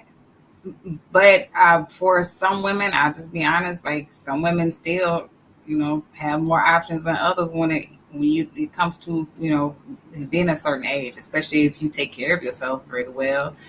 And also it's because I know so many older people who have gotten married, like either whether it be for the first time or like maybe it's a second or third marriage or something like that, and you know, in their older years after 40, I'll say. And you know, so I definitely know it's possible. Yeah, I can't say more than likely. Yeah, you're gonna have to tailor, like, you know, re-look at some of your required, like what you're looking for. Some of the, especially like if a lot of what you're looking for is superficial, you really gonna have to start like telling that. Like, oh, he gotta be like 6'7", and he gotta have like a size 10, 15 shoe, and he gotta have this. Like, all right, well, you might want to settle for a guy that's maybe like, you know, maybe he 5'7", 5'8". I mean, especially if you ain't but 5 feet yourself. Like, come on, why you need all that? But you know, so yeah, you definitely have to reevaluate some of what you're looking for, your requirements are, and hone in more so on who he is as a person, which you should be looking at that from the get-go, like, you know, even in your 20s. But for the most part, like, especially when you get older, character should be most important. Yeah, definitely. So you're saying even though the wall is real, you just feel like we have to, as you get older, you have to just adjust your preferences, or your criteria may have to be a little bit more flexible. Yeah, because a lot of times what you're looking for, you looking past him, or you're not looking at him at all because of maybe like one little like physical something that throwing you off. Like for a guy that, you know, maybe he ain't 6 feet, but everything else he has. Mm-hmm. But you overlooking him because he's not 6 feet. You know. So this is my next question. So do you think that you're in competition with these 20-year-olds, 25-year-olds? Definitely. You do think you're in competition with them? Yeah. Okay, so what do you do? How do you win this competition? I need to know. Oh, Hey, hold on for a minute. Ace. There's a saying, it's an expression. Ace, it's good to see you. I'm sorry, Sushi. I wanted to say hello to Ace. I hadn't seen him, and I've been thinking about him. I'm so glad you're here, and I'm so glad you're doing well. I hope you are anyway. So it's good to see you. Go ahead, Shushu. Tell me about this. I would say there's a old saying, you know, a new broom can sweep the floor, but an old broom knows where the dirt is. And, you know, basically the reason why I brought that up is because, especially for a woman who is aging gracefully, and you keeping yourself up, and like righteously, you can run up. It looks wise. You can you know, compete with these 20-year-olds. Maturity wise, and knowing what you have over them is life experience, and what you have over them is a knowledge of, or you should have a sense of more of what men are looking for, because 20-year-olds don't know that. You know, a lot of this stuff, oh, your best years are in your young 20s, and they're like, well, nobody's saying that to me. Most say it was the biggest thing was my parents just wanted me to focus so that I wouldn't focus so I can get my degree. And then, like, you know, yeah, date while you're in college, but don't lose sight of why you're in college. You know what I mean? So if nobody told me, oh, well, your most valuable years and all this other stuff is in your 20s, nobody tells you that. And then on top of that, when you're in your 20s, you especially like you just finished in high school, you are fresh out from up under your parents' their provision.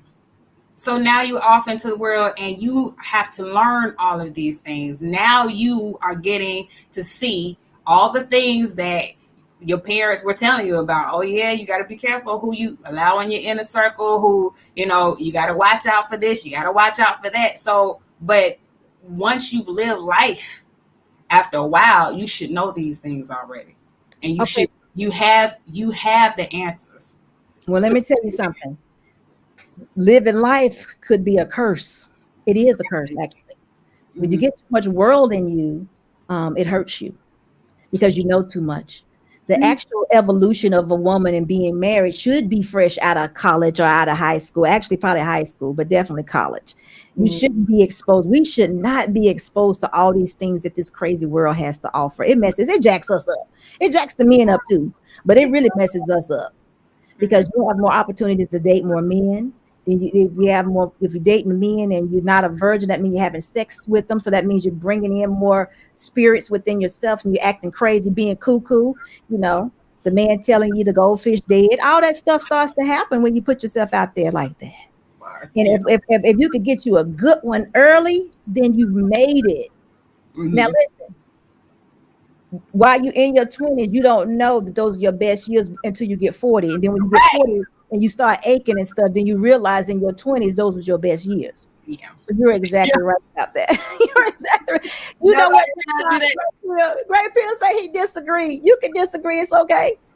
Living life doesn't mean negative. No, it doesn't not necessarily mean negative, but it can. But listen, exposure influence is negative.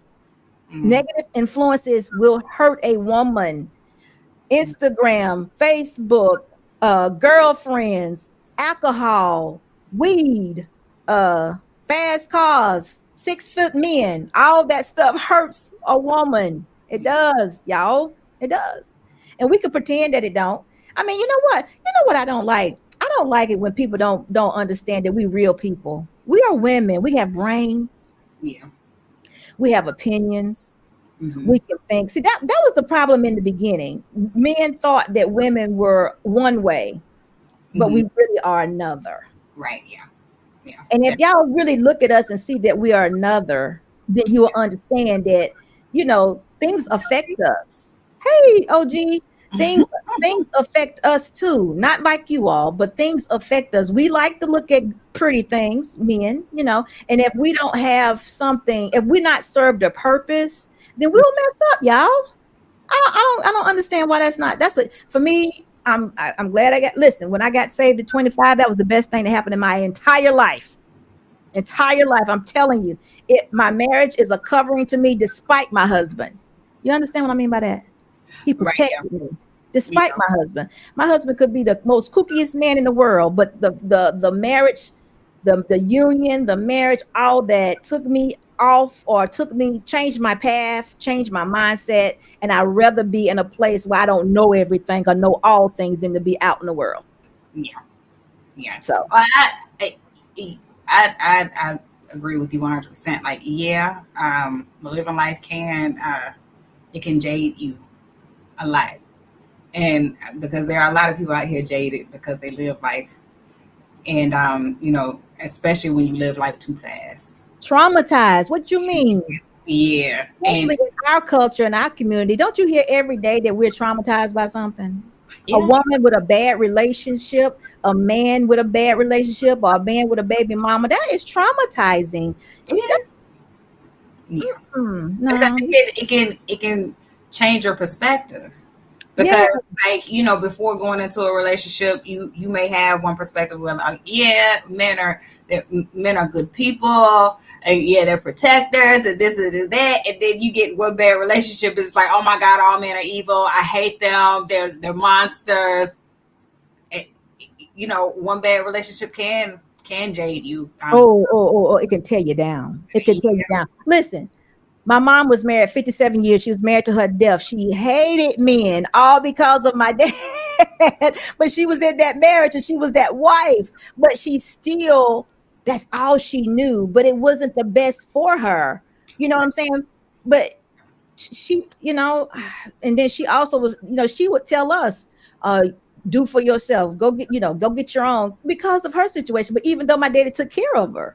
Yeah. It's just the fact that she had suffered some trauma or a bad relationship. Yeah.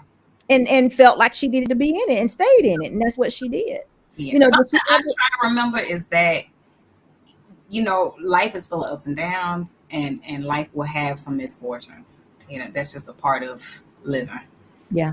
But what I try to be conscious of and aware of is not allowing one bad experience to taint my whole perspective of the rest of the world or the rest of life, because it didn't have to be that way.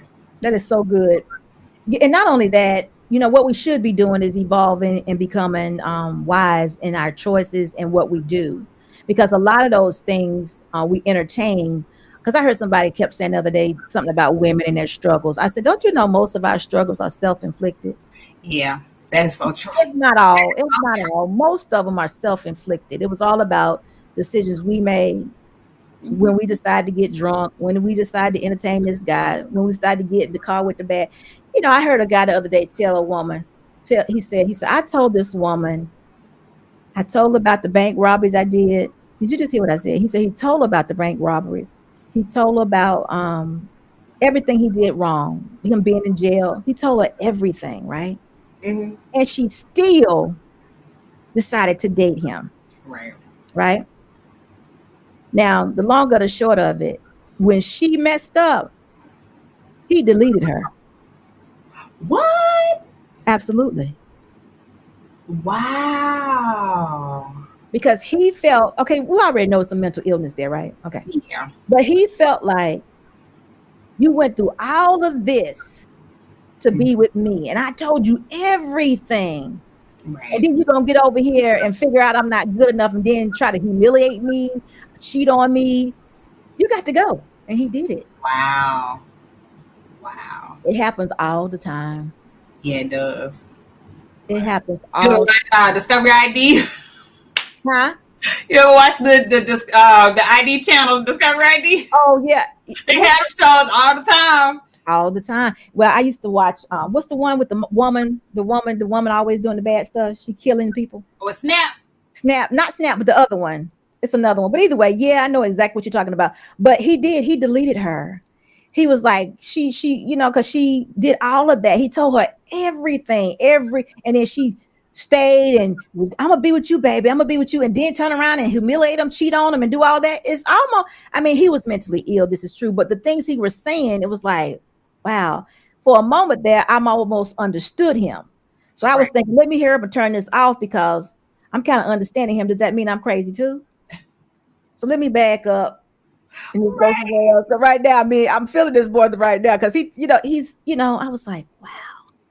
So, but I've heard this happen, and I actually know this in my own personal life to happen, just like that, because you go through things and you tell people you're honest, you're telling the truth, and then a woman, will humiliate a man sometimes, and that men can't take that. That's what we're talking about, those bad relationships, how much it hurts and stuff. And sometimes it don't end good. It doesn't end well. So, that's why I say that I would have preferred to have, and I got married pretty early. But if you feel like I don't agree, that's the one thing I don't agree with. I think a woman that's been in the world too long finds it very difficult to submit to her husband, to actually even love him love and respect him the way that he should be, because she's had to do so much of her own things so long, everything. Yeah, it's true. It is hard, like once you've been single for so long, to go back into being in a relationship, because you're used to operating solo. Yeah. So, and you have to, once you enter a relationship, you have to remember I'm not solo anymore. Right. And you don't have to do this. Yeah. You'll be looking at him. You ain't putting gas in the car right. You ain't in the car right. Right. Because you've been doing it for so long. You like, I know how to do this. It's very, very hard. The longer a woman has to do, or even has to be a mother on her own, it actually, it's harder for her to adjust to a man being around. And it could be a good man too. That's the part that's hurtful. It could be a really good man. He might not know everything, but he's willing to be in that position and wants to love and wants to lead and be the head of that woman. But she can't even see it, because she been, doing the plumbing, paying all the bills, getting up there, cleaning them gutters for so long. So that would be something that I think that I don't agree with that. I think a woman should try to be married as soon as she can. Whoa, that's a good question for you. Did you turn down some opportunities, or did you get engaged a couple of times and said no? Well, I will say this. I've had relationships where I thought it would end up in marriage, and it didn't. Ooh, what was the longest relationship you had? The longest, about 8 years on and off. Oh my! Oh, say that again. How many years? 8 years, but we started dating in college though. Oh, that's hard. That's hard. Yeah. So it's like one of those relationships, we be together for a while, like a couple of years, and then like we break up and we be broken up for a while, and then we end up finding our way back to each other, and then like we'll date for a while and then like break up, and then like finally we tried one last time, and then just realized like, you know what, this is just it's not. So is he married now? Okay, I'm gonna have to find him. I think he got something going on that we need to know about. Listen, I'm telling you, he knows you. You know him. We done got older. We're more wise now. We're not as selfish. We're not in our way. And Right. neither one of you are married. And now you know what's important. Now, if you're talking about like that, I get what you're saying when you say now you know what a person really needs. I agree with that part. Yeah, I do. Wow. Ooh, well, Shushu, this has been outstanding. What do you like to ask me something, or do you want? I mean, because the wall was my last question for you, and of course, along with the competition thing, because I didn't, I didn't experience that, and I'm glad I didn't have to. Mhm. So, I was fortunate, and I just want every woman to experience being married, good marriage. Mhm. Good marriage. And I want every woman to know that it's not about, what do they call it? Slavery. It's not about that at all. Yeah. Hey, Bolo, it's not about slavery at all. I don't feel like I'm enslaved to anything. My husband do for me just like I do for him. Mhm. And I just want everybody to have an opportunity to do it right, because living out here on your own, doing all these things for yourself, Mhm. that is just not our purpose as women. Now, if you choose not to procreate and not to be married, then for me, I would think you would be a nun. You would be praising the Lord all day, every day. And if you're doing that, I'm with you doing that also. But Right. but if you look at a man and you think he look good and you decide to have, then I think that you probably need to be thinking about becoming a wife. So Yeah. you have to make a choice. I personally, I'm not judging anybody, but I personally think it's a woman does herself a disservice to be with a man for years and years on end, because you do have some women who, and I may have said it earlier too, you do have some women who feel like, they don't have to, we don't have to like legally make it legal. That we can just, be a couple together, for companionship. But Yeah. I just, a woman does herself disservice, like, by not making it legal, because let's say this person leaves the earth before you do. Now you're left out here fending for yourself. But you know what? See, to me, right now, even hearing that to me says that's not marriage. But it all goes back to what you believe again. If you both parties believe that, I don't think there's anything wrong with it if both parties believe in that. But Right. if you got a woman that believes in godly principles and she wants to be married, then that wouldn't be something that she should sacrifice herself to. She would be like, no, I want to be married. I want to have a wedding with vows, or what, not necessarily a wedding. I want to be married with vows and what have you. But, I still think women need to be covered if possible. Um, Mhm.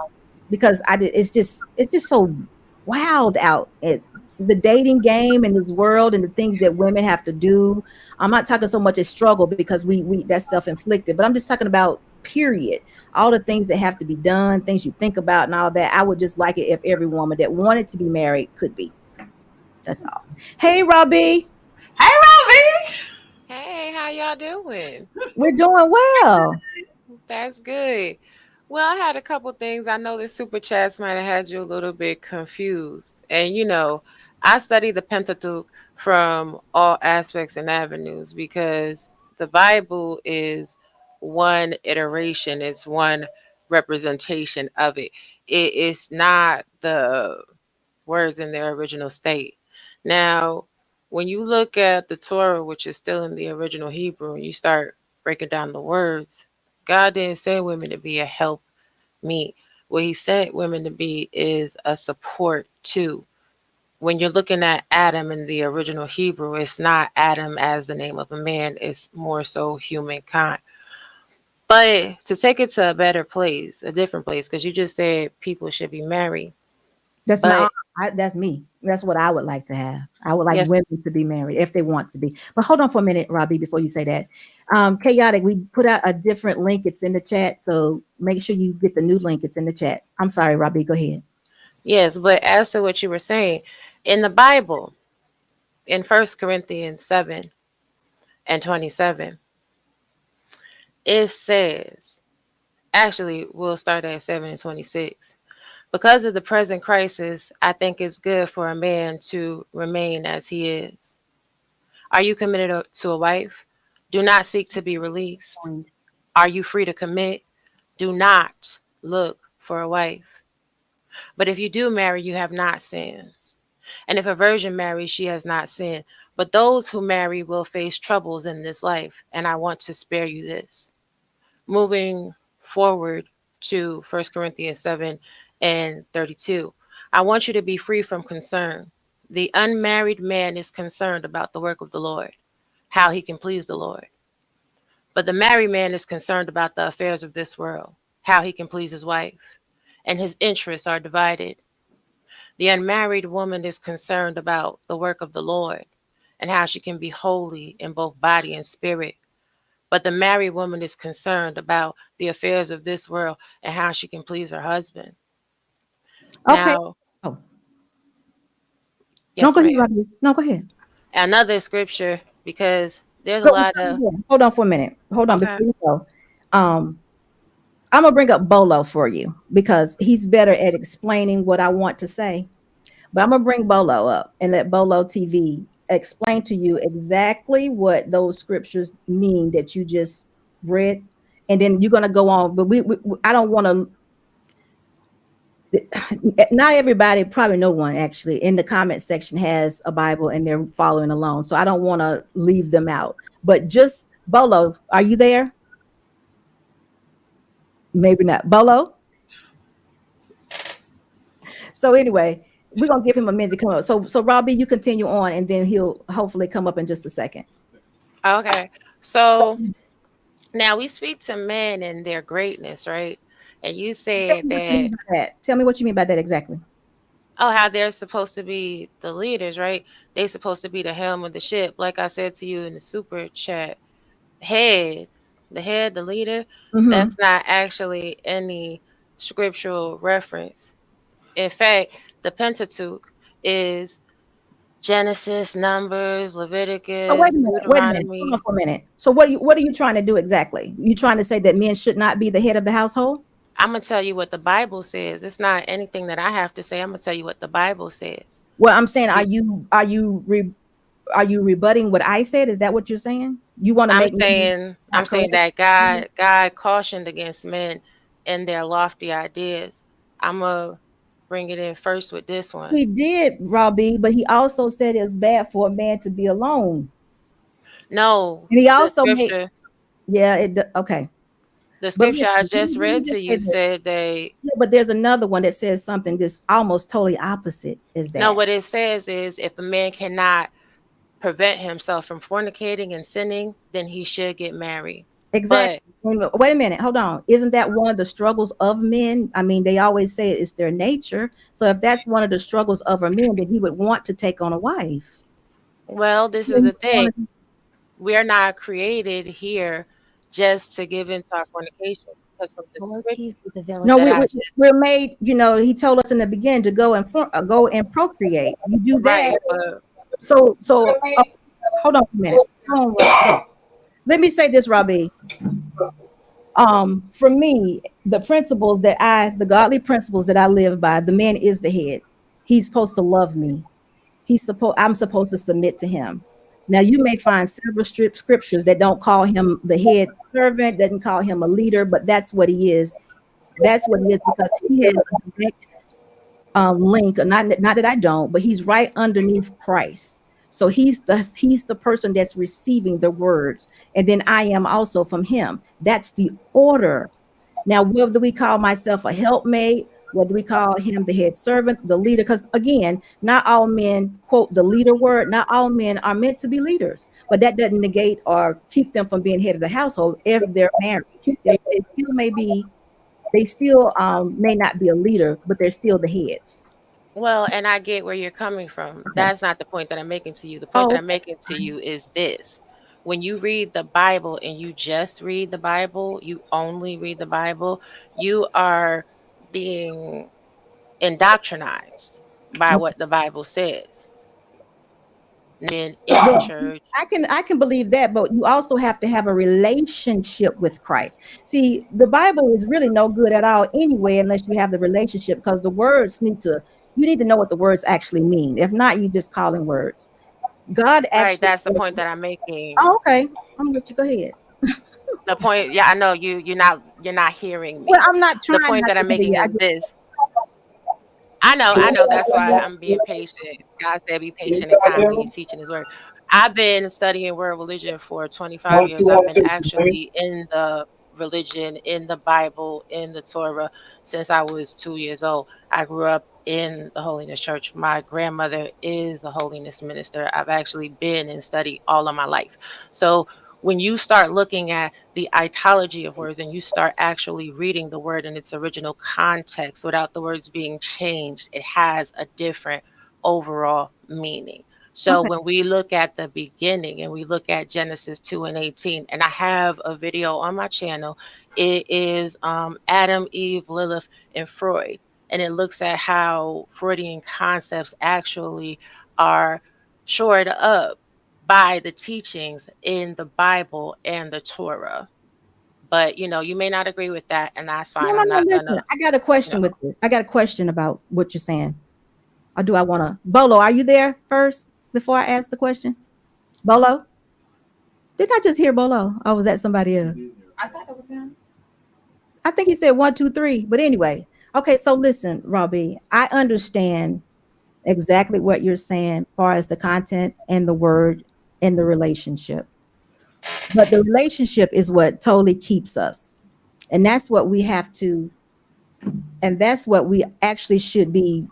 I say feeding individuals is the relationship, because that's what keeps us, and that's what makes us have the principles or the morals to be in these relationships and what have you. What you're saying, I'm sure, is correct, but I've never read the Torah. I have not. But what we're talking about, far as me go, I'm talking about being married now, and a woman and a man being married and being covered and blessed within that marriage. All right, but what So I'm saying, I'm not disputing what you're saying. What I'm let- saying is how you, we you, are you faded out, Robbie. Say it again. how we are teaching marriage, how we are Mhm. teaching God's word is not necessarily right and exact. And you're right. How exactly are we teaching it? We're teaching it that women are supposed to be a helpmeet, that women are supposed to be submissive, and men are not supposed to be submissive as well.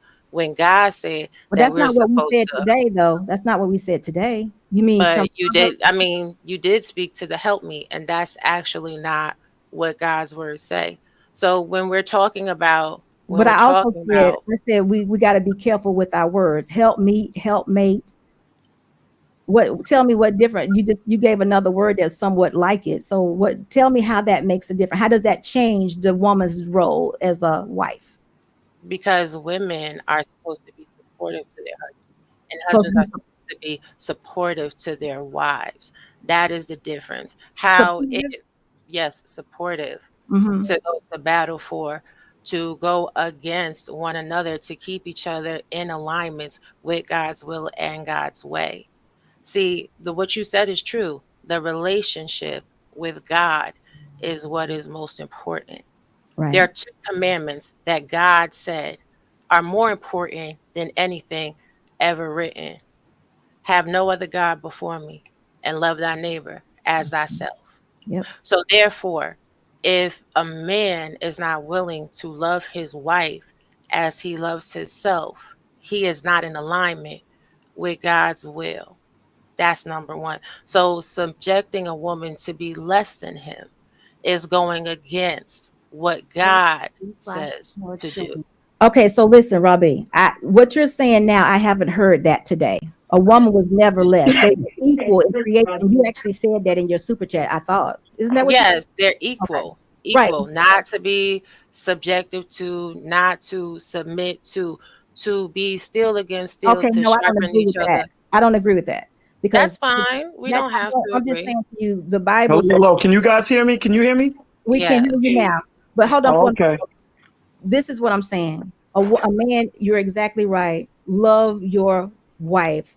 Wives, submit to your husband. That is clearly what the Bible says to do. But it's not such a I realize that people take it as being a negative, but it's not, because it's actually, if a husband is loving his wife the way Christ loved him, it's very, very easy to do. It's not even something that you do. It's actually it's a natural thing. But I realize that some people might think it's a curse because that's not what they're experiencing. Now, Right, but this is the point. People always say wives submit to their husbands, but they never say the next part, where in the Bible it said, husbands, submit to your wives as Christ submitted to the church. Christ didn't come here to lead the church. Christ came here to be a sacrifice. listen, we're the bride of the church. Like, the church is us. Christ, we're the symbolic. That's who we are. Christ is here to love the man. That's what the marriage is about. So I'm not sure what you're talking about. Christ told the man. I mean, we're just talking about the order. Can I interject for a second? I'm sorry for interjecting. Robbie, you brought out 1 Corinthians chapter 5. I think you said. I'm so No, sorry. I said 7 and 7. 6. 7 and 7 6. and 26. Okay, you at 7 and 26. Now, who's speaking there? Is that God or is that Paul? That's Paul. So it's Paul speaking, because when you read verse 6, it tells you, I speak this by permission and not Right. of commandment. So this is not a commandment. I This is didn't a say that man. it was. Okay, let me finish, please. This is a man speaking. He's giving you his opinion. This is his opinion.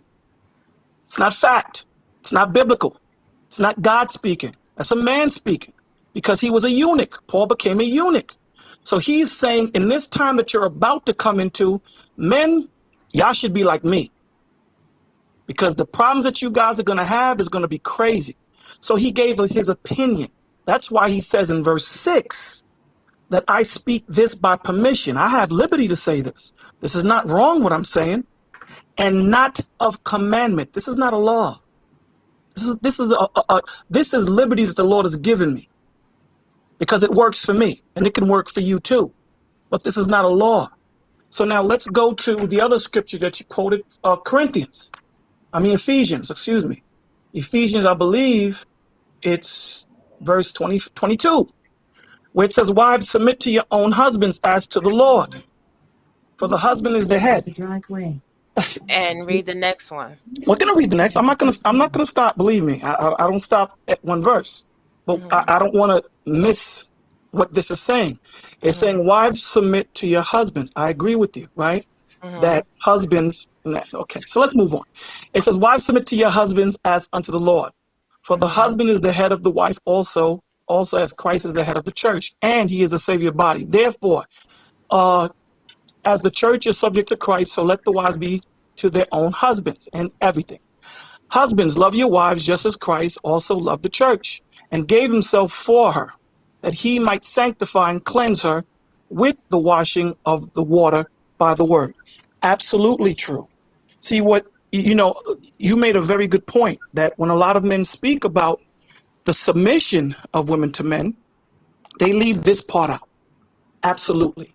And what they don't understand is there's definitely a separation between Christ, man, and woman.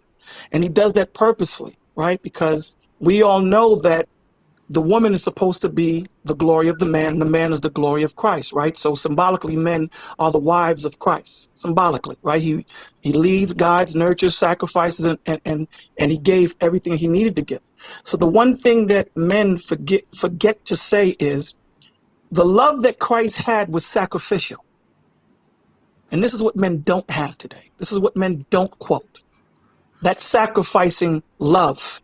That love that you will give yourself, because men love women more than women love men.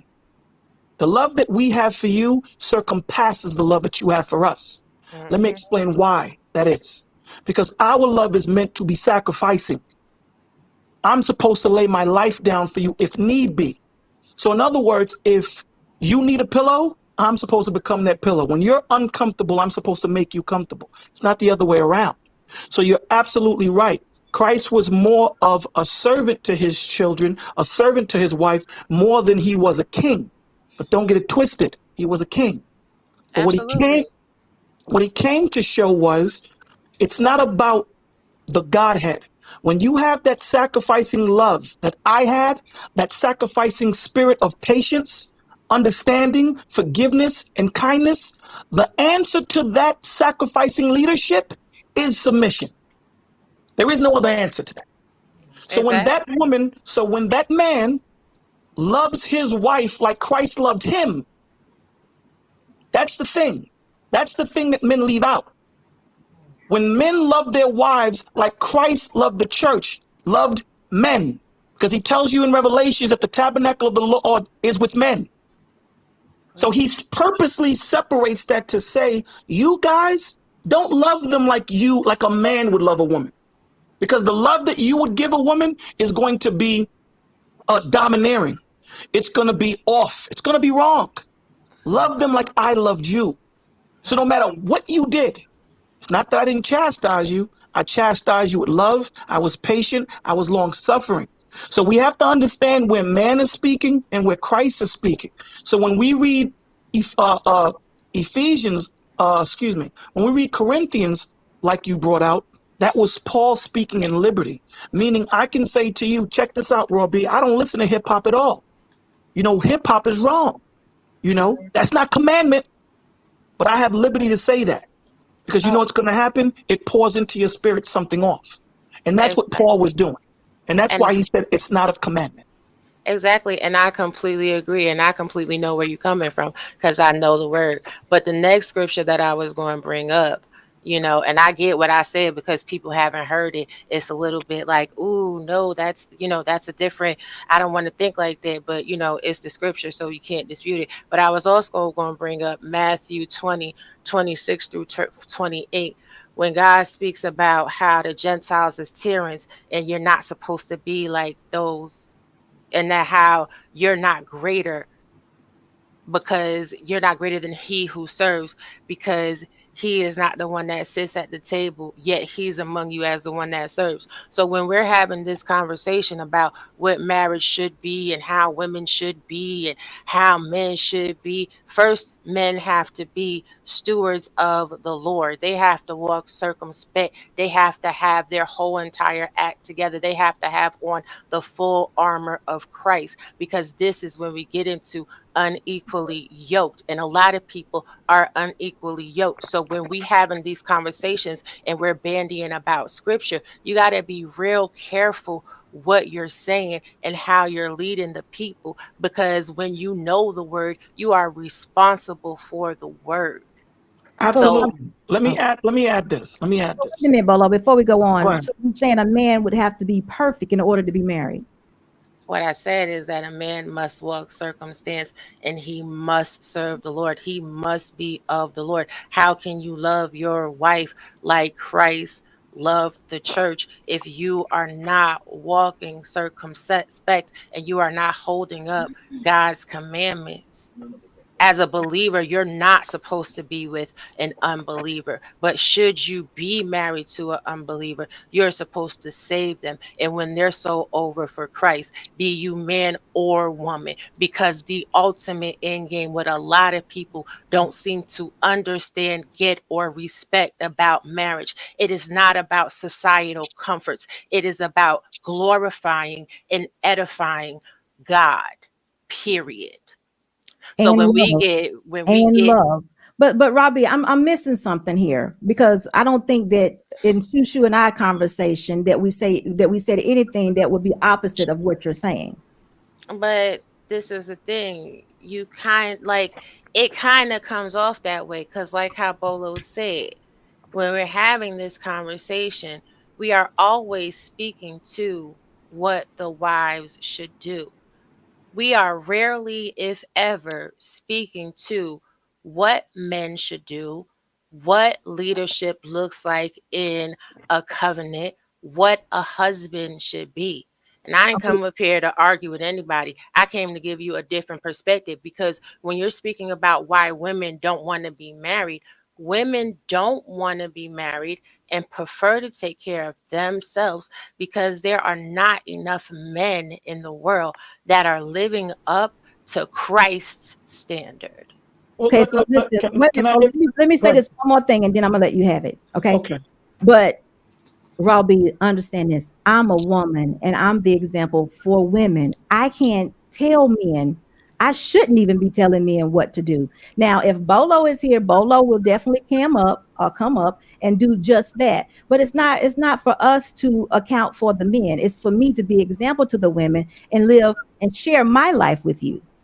And share my life. This is what we've done today. So it's not for me to be calling out men on what they do and don't do. It's for us to be aligning ourselves properly so we can have those men that you're talking about, come and find us. No, and I completely hear what you're So saying. that's why you don't hear me telling men necessarily what they need to do or don't do, or how they should position themselves and things of that nature, because I want to speak to women. I want the woman to be able to experience marriage. I want the woman to be able to have a good husband. We're not talking about trashy men that don't want to be married. We're not talking about that. I'm not even talking about men that don't believe in the word of God. But Shushu did bring up something that it could be a man that may not be married, or that wants to be a follower of Christ. There are other people out there. I don't even want to entertain that. But that's a real thing. It is a real thing, which is why I came up here. Yeah. Because I'm not speaking to the men right now. Right. I'm speaking to women.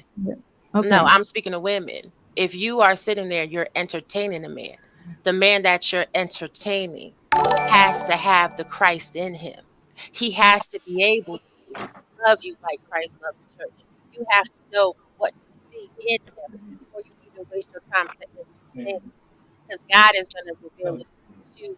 God is going to reveal to you the man. Yeah, I know the microphone went out a little bit. God is going to reveal to you the man that is going to love you like Christ loved the church. And sometimes when we get to talking about hitting the wall and the younger woman or whatever else. Excuse me, Robbie. We can't hear you. We can't hear you. I don't know what is happening, because I haven't moved. Right there. It's good right there. Okay, so when we are talking to women, we have to start speaking life into our sisters to be able to see the God in men, to see men that are given purpose to be husbands, that are given purpose to love them like Christ loved the church, instead of what seemingly, and I'm not saying you, but plenty of spaces put out this air of fear and desperation.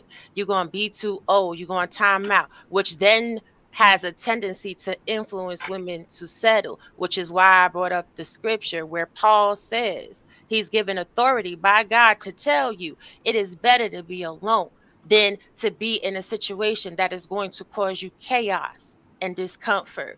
And again, everybody has to build up their own relationship with God. I can't tell you how to feel. You could go to Mecca and Medina. You could touch the Wailing Wall. You could sit at Abraham's house. You could spend your time in study. You could look at all the different books that have been adorned and anointed by God to get a deeper understanding. But that's something that you have to do.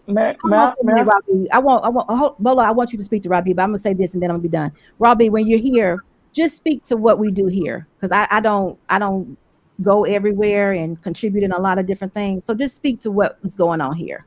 Whenever you do, just speak to what we're doing here and what we say here, and I can appreciate that because I can follow you. But when you speak on other people, I'm really at a loss because I don't really know what other people are doing. But Okay. Bolo, you go ahead. Let me say this, that the beauty, the thing that we stutter step on is the steps, right? Is the steps. And before I'm a father, before I'm a husband, I'm a child of God. Before you're a wife, before you're a mother, you're a woman of God. These things they flow through being father, mother, husband, wife. They flow through it. So when you have that relationship first, this is the step that we skip. The step that we skip is women having a relationship with Christ and men having a relationship with Christ. That's the step that we skip. We skip that because if a woman has a relationship with Christ, there's no need for her to have to explain to a man how to follow Christ or whatever. Because it's gonna show forth in her standard. It's gonna show forth in the way she speaks and the way she conducts herself. Same thing in a man. The reason why a man and a woman get married, it's correct, to serve the Lord together. That is our job. Man, the whole duty of man is to serve God, teach his command. That's what the duty of man is, period. Now, again, to go back to originally what we were talking about, when a woman submits to her husband as if she would submit to Christ in everything, this is the key that we have to understand. When my woman submits to me, she is not submitting to me. She is submitting to the authority in whom I represent. She's not submitting to me. I have no authority at all. No authority. We all fall under Christ. I am just a steward. My child don't belong to me. My home don't belong to me. My wife don't belong to me. Hell, my life don't belong to me. This is why Job said, the Lord giveth and the Lord taketh away. These are all his. Our job is to guide. That's our job. So when my wife submits to me, she's submitting to Christ, because hopefully the man that she submits to is the physical representation or testimony of our living Lord and Savior. And that's the point. So when you have a man that has submitted to Christ, understand, me as a husband, I submit more to my family than anything, than ruling, because I make sure that they're good. I make sure that they have a roof. I make sure that, so that is my submission. My woman is my second in command. My woman is my neck. She's the one that pours into me when I can't pour into myself. She's the one that covers me when I can't cover myself. We read that in Exodus. There's so many women that were in the spirit. So when we're talking about, when security boss is speaking to those women that are God-fearing, right? Because understand something. God is not going to give something bad to something that is good. It's not what he's going to do. It just doesn't work that way. So if you're a bad woman, you will not get a good husband. If you're a bad man, you will not get a good wife. He is not going to do that to his daughter nor his son. The fly has to match. The vibe has to attract. It just has to. And the first step is not submitting to man. The first step is submitting to God. Now, here's the thing. The reason why it comes off as a curse is because these women, since that's the topic, these women, if they felt and got with the right man, they wouldn't feel like they're being bombarded, like they're being ruled over, like they're being in a dictatorship, because they would have a man that would understand and love himself like he loves his brother, right? The Lord says, love your brother like you love yourself. So how do I love my wife? Do I want to rule over my wife? Did Christ rule over me? Was Christ patient with me? Was Christ long-suffering with Israel? When you look at Israel, God would say, yo, Duke, do you understand that when it was dark, I was light? When it was sunny, I was your cloud? And I'm still waiting for you. That's the faith and the beauty of God, because we've been taught this book from the creature's perspective, not the creator's perspective. This book that we're reading, this book that we're supposed to meditate in and have a relationship with, it's all about God and how patient, long-suffering, how forgiving, how kind, and how faithful he is to this planet that doesn't deserve it.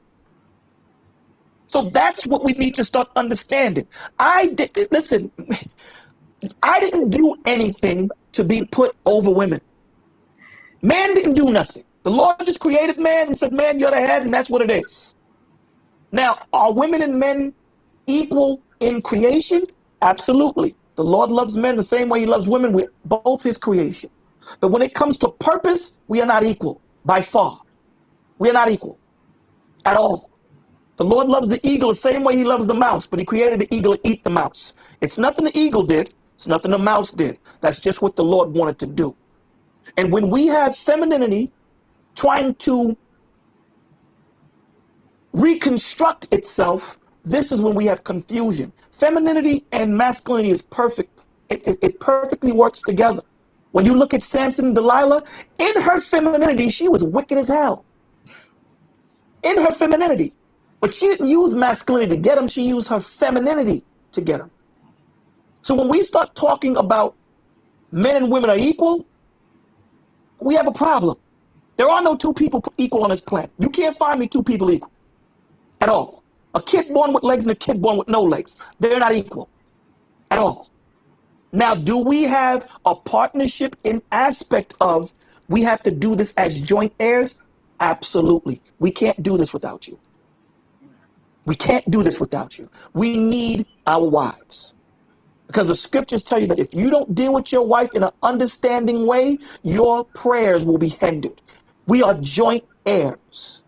So we're not doing this by ourselves. So Bolo, that's a perfect place. You said two things that are very, very important. We are joint heirs and that we should always be in love. We should lead and end in love. And love is an action word. Love is that woman in Proverbs. When that what the virtuous woman did in Proverbs, that was an action. That was a response to something. That was a response. I'm tired of people just talking about love. We don't go into what love is because Christ is the definition of love. Love, right? So he was kind, forgiving, loyal, truth, emotional, sympathetic, empathetic, charitable, all these different things. And when this woman received that, her response was what Proverbs 31 is. So when that woman finds that man who has submitted to Christ, who understands and is willing to love his wife as Christ loved the church, the only thing she can do is submit.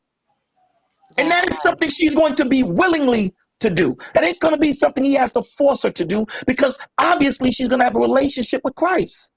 So once we know our position, everything works. We can't have hockey players trying to be baseball players. It doesn't work. Wait a minute, Bolo. Hold on for a minute. Robbie, did you want to add something to that before Bolo gets done? I thought I just was going to come and say thank you so much for elucidating the point that I was making. I'm glad they could hear it coming from your mouth. At the end of the day, people need to stop worrying about being paired up and worry about serving the Lord. But anyway, I got to run. This has been fun. Thank you so much for having me up. Y'all have a good night. All right. Thank you. And you guys always remember and keep love first. Bolo, thank you so much. Shushu is going to have to leave here really quick. So I want to leave right now. Thank you so much, Shushu. Good to see you. Yeah, you too, Bolo. Thank you. Like, yo, every time you start talking, it's like, oh my God. Like, we just have to listen. Like, I think, thank you, Bolo. And I will speak. Thank you so much for that. Shushu, do you got one moment to speak to Chaotic and then you be out? Or do you need to go? He's gone. He's gone. Don't worry about it. He's gone. Yeah, because I do a show actually with my brother Mandrell, Black Men. Yeah. So I gotta run over there. It's been a great, outstanding show. I appreciate you so very much. We must do it again because I feel like we're not ending the show correctly. But I'm gonna let you go ahead and go, and then I'm gonna speak to my people a little bit, see if there's some others that want to actually come up and just speak for a moment. But I appreciate you so much. Everything you said. For this opportunity, for Security Boss, I really do appreciate it. I'm glad. We got to continue to talk. I mean, I'm gonna give you a thumbs up, girl. That's all I can do right now. That's all I can do is give you a thumbs up. I appreciate it. I'll see you soon. But thank you so much again. All right. Have a good day. Bye-bye. So listen, guys, the link is still in the chat. If y'all want to, Shushu had to leave. She got a show to do. Her and Mandrell have a 9:30 show, I think it is. But listen, I'm here. I'm willing to speak to y'all for just a little bit. I love you guys for y'all your support. And then I'm gonna be getting out of here too. But again, excuse me, the link is in the chat. If one of you, all of you would love to cam up, not all of y'all, I'm just kidding. I will be here for a little bit. And then if not, we're getting ready to go because this has been an outstanding show tonight. Shushu was a great guest. She answered a lot of questions. I hope and pray that somebody picked up something that they did not know. Remember, guys, the most important thing about a relationship with Christ is love. God is love. He really is. So we got to get that. And we got to also make sure we have a relationship. But if that's not what you do, if that's not your principle, if that's not what you do, look, I'm not there to force anything on you. I only share with you what I've done in my life and how me and Mr. Boss do it. And that's how we got from year 1 to year 27. So that's what we do. So I hope y'all can actually do that. But listen, nobody is camming up. It's so good to see you all. Sugar Bum, it's good to see you. I think you talking crazy over here in the chat, though, but it's good to see you. Miss Jennifer, it's good. Corey, I didn't get to say hello to you. Rachel, it's also good to see all of you guys. But it's time to go. If y'all not coming up asking questions, I'm getting ready to get out of here. Remember, we got a Friday night show, but we'll figure it out. I'll tell you what it is and when it is Friday. I don't have a time yet. Coming soon, though. Y'all make sure you have that alert on so you can make sure you be live on that show. So thank you again. See you soon and have a good night. Playing house, this ain't a home with my soul on the road. I can't sit still for a minute. I'm so dead set on indifference. Keep it Charlie, stay down with them Dickens. Let's get around like it's the 80s, right round, let's keep spinning. Let's keep playing these games that we don't want to finish. And I'm sorry if that sounds a bit bitter, but I am to the core. You want the whole damn thing, then you ask him for more. You want that old jive swing, you take up all of the floor. I'm fine with standing at the edge of the door. You be the life of the party, I blend in with the core. You drink it all to Bacardi till the bottle's no more. Let's take it back for this started. You want the love, I don't got it. Got my soul on the road. You screaming stay, please don't go. Don't think it's me to listen to flow. It's so different, we distance, we roam into zones where nothing get heard anymore. I just wish I was home when I stepped through front door, but instead I'm alone and completely unsure. And even though you're screaming out with the best of intentions, I don't get it. Why do you always gotta ask me to stay? Why you always gotta go? Playing house, this ain't a home with your soul on the road. Say, why you always gotta go?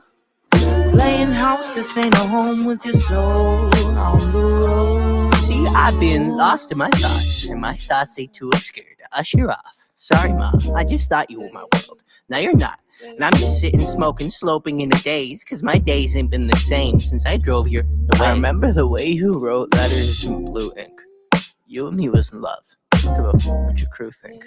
I know your moms probably think I'm a bastard. Your pops probably want to beat my death and take a in my casket. But I got sick of fighting, bickering, fussing over nothing, cussing. Instead of watching the death of discussions that we once had, days that we once spent in the backseat of our cars, reading poets at sunset. It's funny how love can fall out the foreground, get pushed into the back of your mind. We used to twist a spliff and laugh and relax. Are you crying? And I'm trying to find the reasons, so I ask, does forever ever happen, or is it always fade to black? I can't say,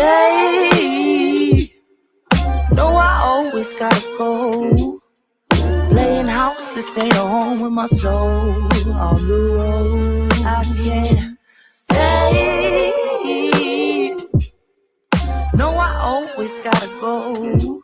Playing house, this ain't a home with my soul on the road.